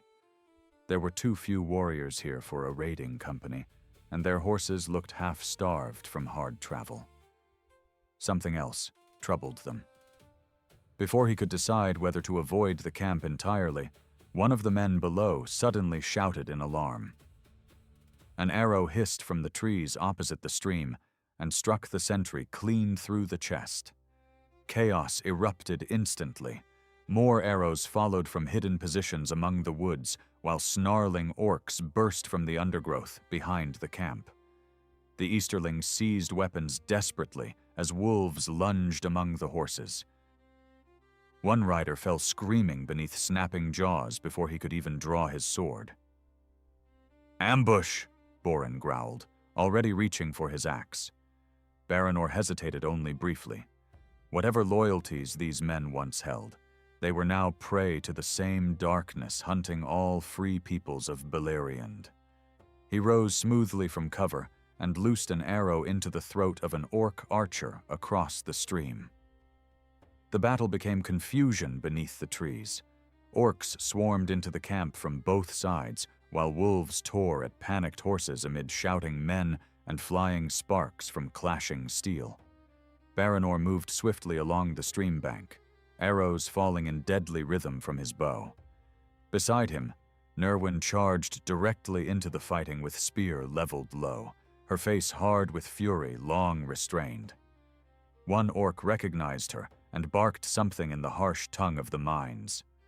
Nerwin answered by driving the spear clean through its chest. Borin crashed into the melee moments later like a wounded bear, roaring curses in Khuzdul, while his axe smashed armor and bone alike. Yet the attackers were numerous, and more emerged constantly from the woods.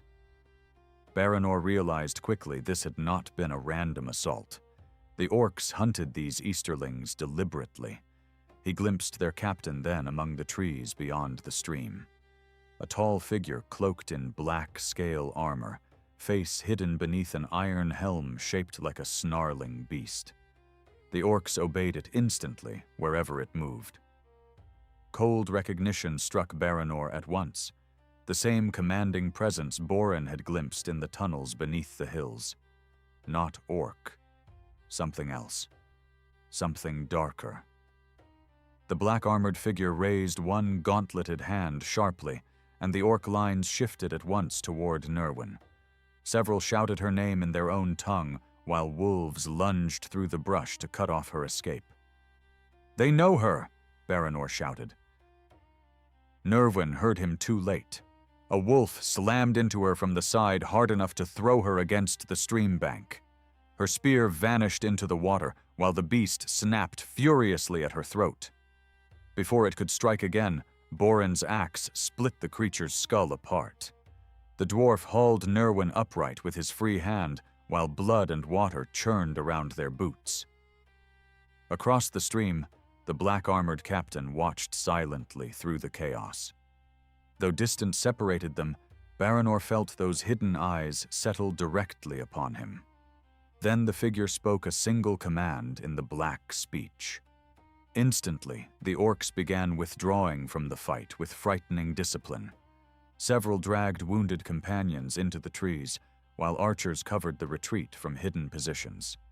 Within moments, they had vanished back into the forest shadows entirely, leaving only dead wolves and scattered corpses behind beside the stream. The black-armored captain disappeared last of all, retreating soundlessly between the pines. Silence returned slowly to the shattered camp. The surviving Easterlings gathered warily among their dead, while Baranor and his companions stood apart near the water's edge. No one spoke for several moments. Then an older warrior with graying braids stepped cautiously toward them, sword lowered but still ready. "You are not servants of Angband," he said carefully in rough Sindarin. Baranor shook blood from his knife before answering. "Nor are you, it seems." The man gave a bitter smile at that. "Not anymore." Nerwin stepped forward slowly, studying the survivors with growing disbelief. "You fled Morgoth," she said. Several of the warriors exchanged uneasy glances before the older man answered. "We served him once. Many of our people still do." Shame darkened his face. But some learned too late what bargains the dark enemy truly offers. He looked northward through the trees where the orc captain had vanished moments before.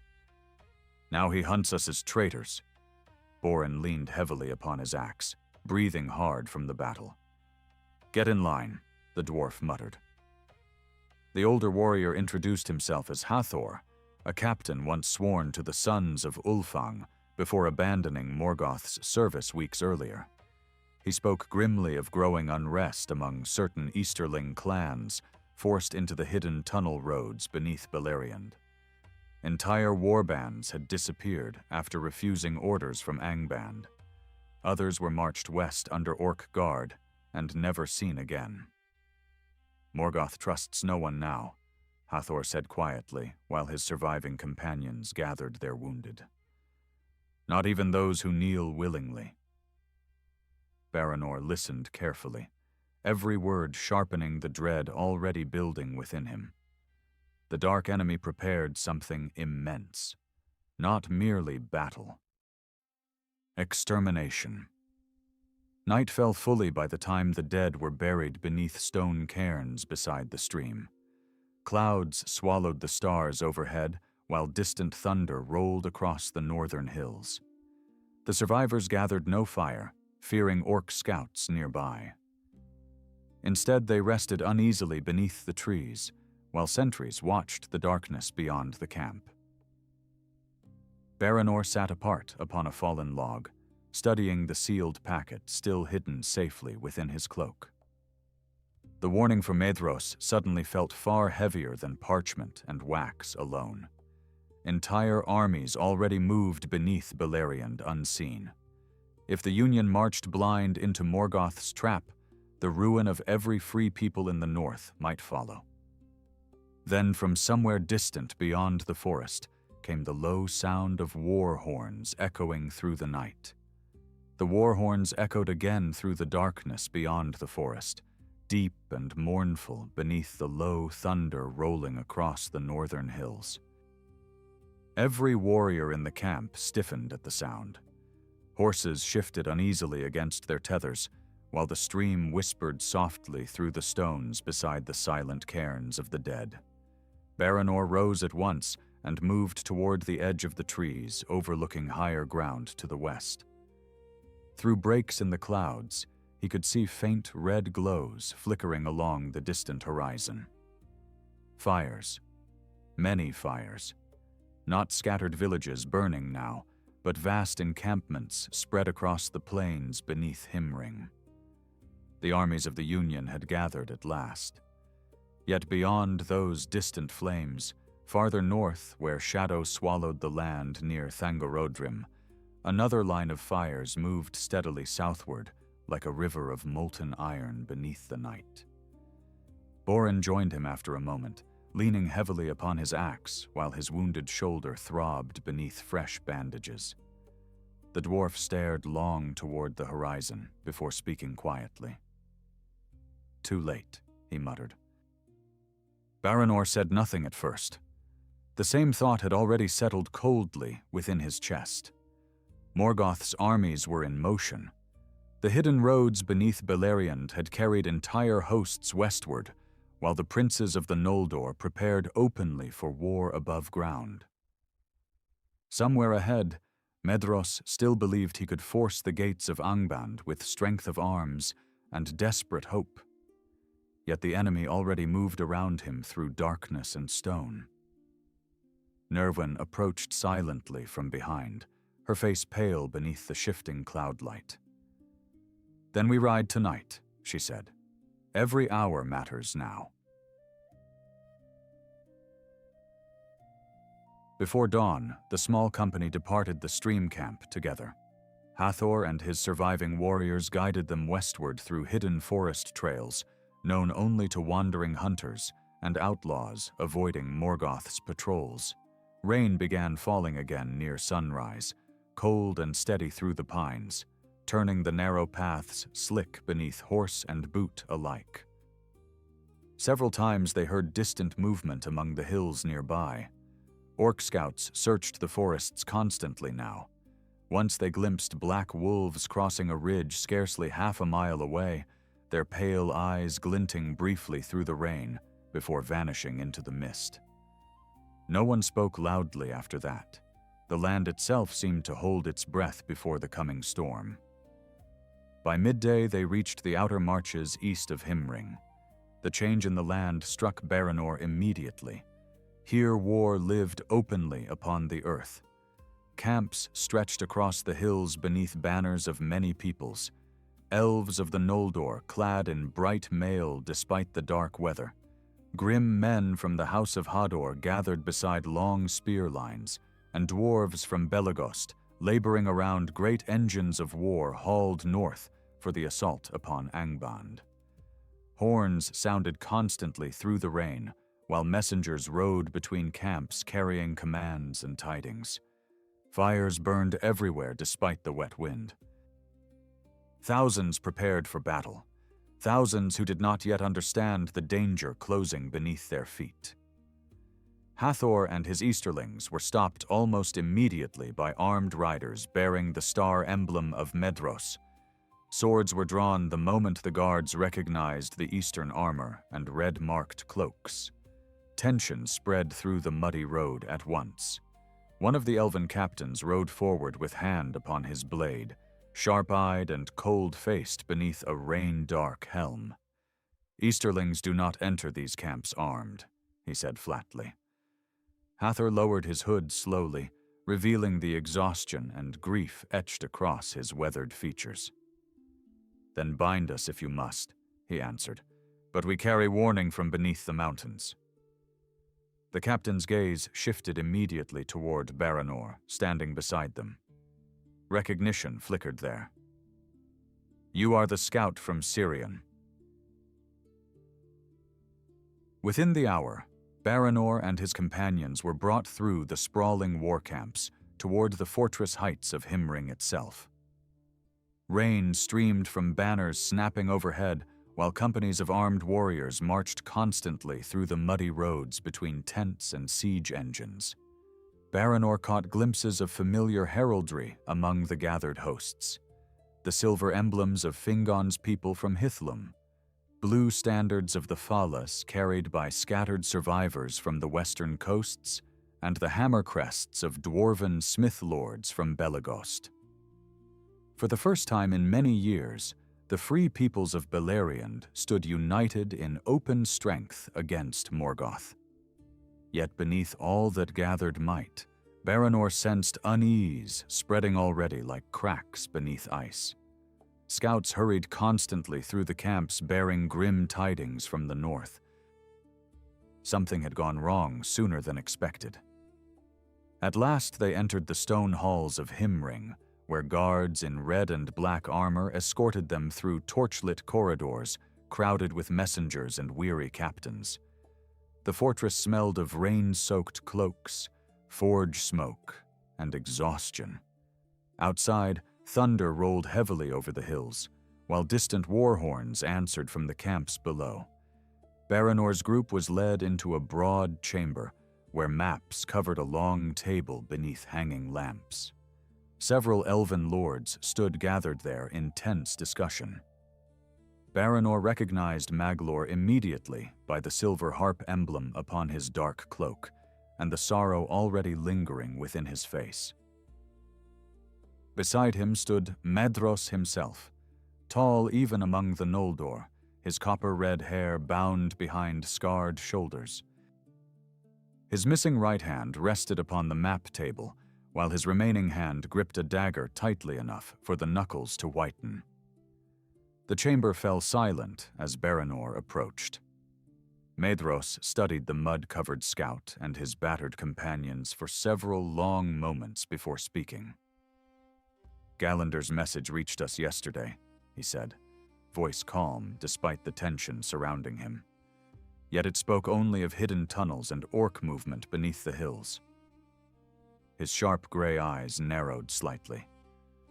"You have seen more since then." Baranor stepped forward immediately and removed the sealed packet from within his cloak. "Much more, Lord."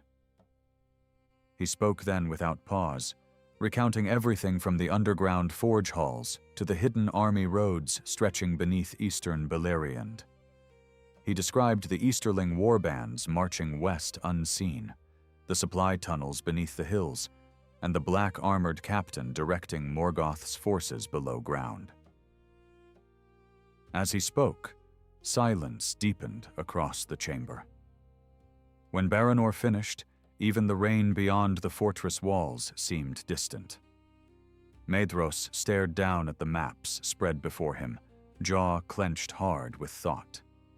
Several captains exchanged grim looks, while Maglor slowly closed his eyes, as though hearing doom already approaching through the storm. At last, Medros spoke quietly. "Can these hidden hosts reach our rear before battle begins?" Baranor answered without hesitation. "Yes." The word struck the chamber like a blade against stone. Borin stepped forward, then, despite his injuries. "My own people saw the tunnels," the dwarf growled. "Entire armies move beneath the earth. If your forces march north without guarding the southern approaches, Morgoth will surround you before your banners reach Angband." For a long moment, Medros remained silent. The burden upon him seemed suddenly carved into every line of his face.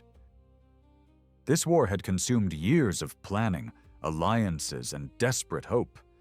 Every realm still free in Beleriand had gathered strength for this single assault against the dark enemy. Yet now doubt entered the chamber like cold poison. At last, Medros straightened slowly and turned toward the assembled captains. "Send riders immediately to the southern camps," he commanded. "Seal every known pass beneath the eastern hills.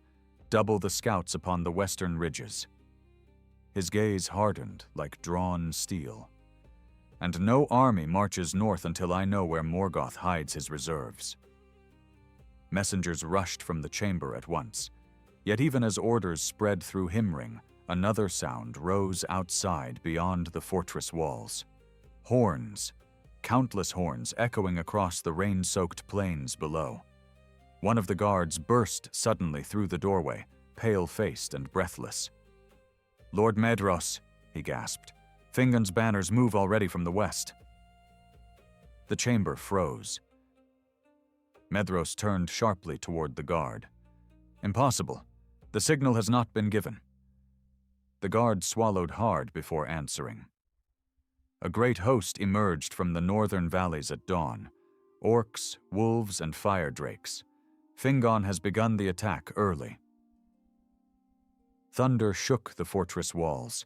Outside, war horns cried endlessly across the camps, while soldiers rushed through the rain below. Baranor felt cold dread settle through him at last with full certainty. Morgoth had forced the battle sooner than planned.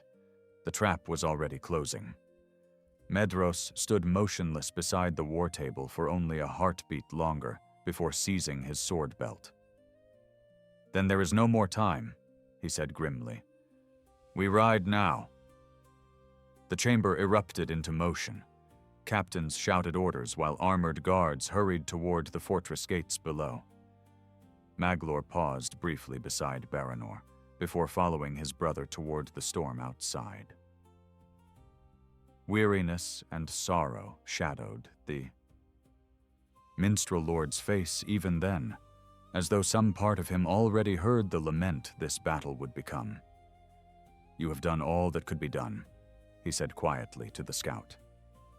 Then he departed into the thunder and chaos beyond.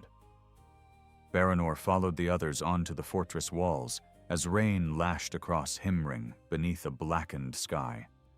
Far to the west, banners already moved across the plains in great shining lines as Fingon's armies advanced toward war.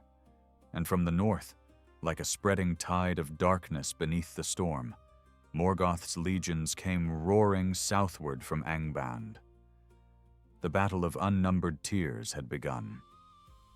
Yet beneath the thunder of marching armies and the cries of kings, few would ever know how close Beleriand had come to ruin before the battle even started, or remember the nameless wanderers who carried warning through darkness beneath the roots of the world.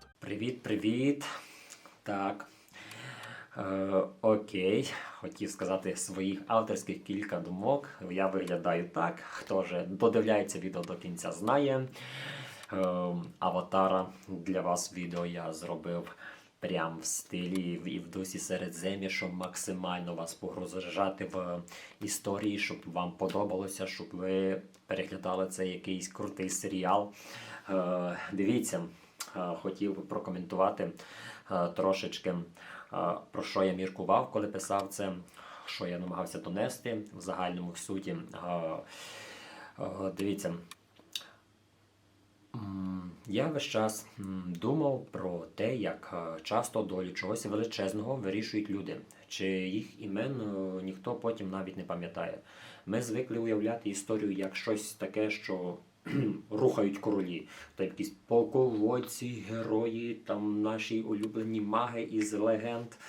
Але, якщо чесно, майже все тримається на маленьких рішеннях, які ніхто не бачить, навіть людина, яка там не пройшла повз на слові, на сказаному вчасно слові, на страху, який хтось усе ж переступив. І мені здається, що саме це трохи лякає, але водночас і дає надію. Бо виходить, що навіть у найтемніші часи світ тримається не тільки на великих перемогах, а й на таких вчинках, які ніколи не потрапляють у пісні. Мабуть, тому такі історії залишаються з нами надовго. Не через славу, а через відчуття, що хтось колись уже зробив правильний вибір, навіть коли ніхто цього не помітив. Так що з вами професор Алдрік. Я радий вас бачити в себе на каналі. Ставимо вподобайки, цінуємо і любимо один одного. До побачення!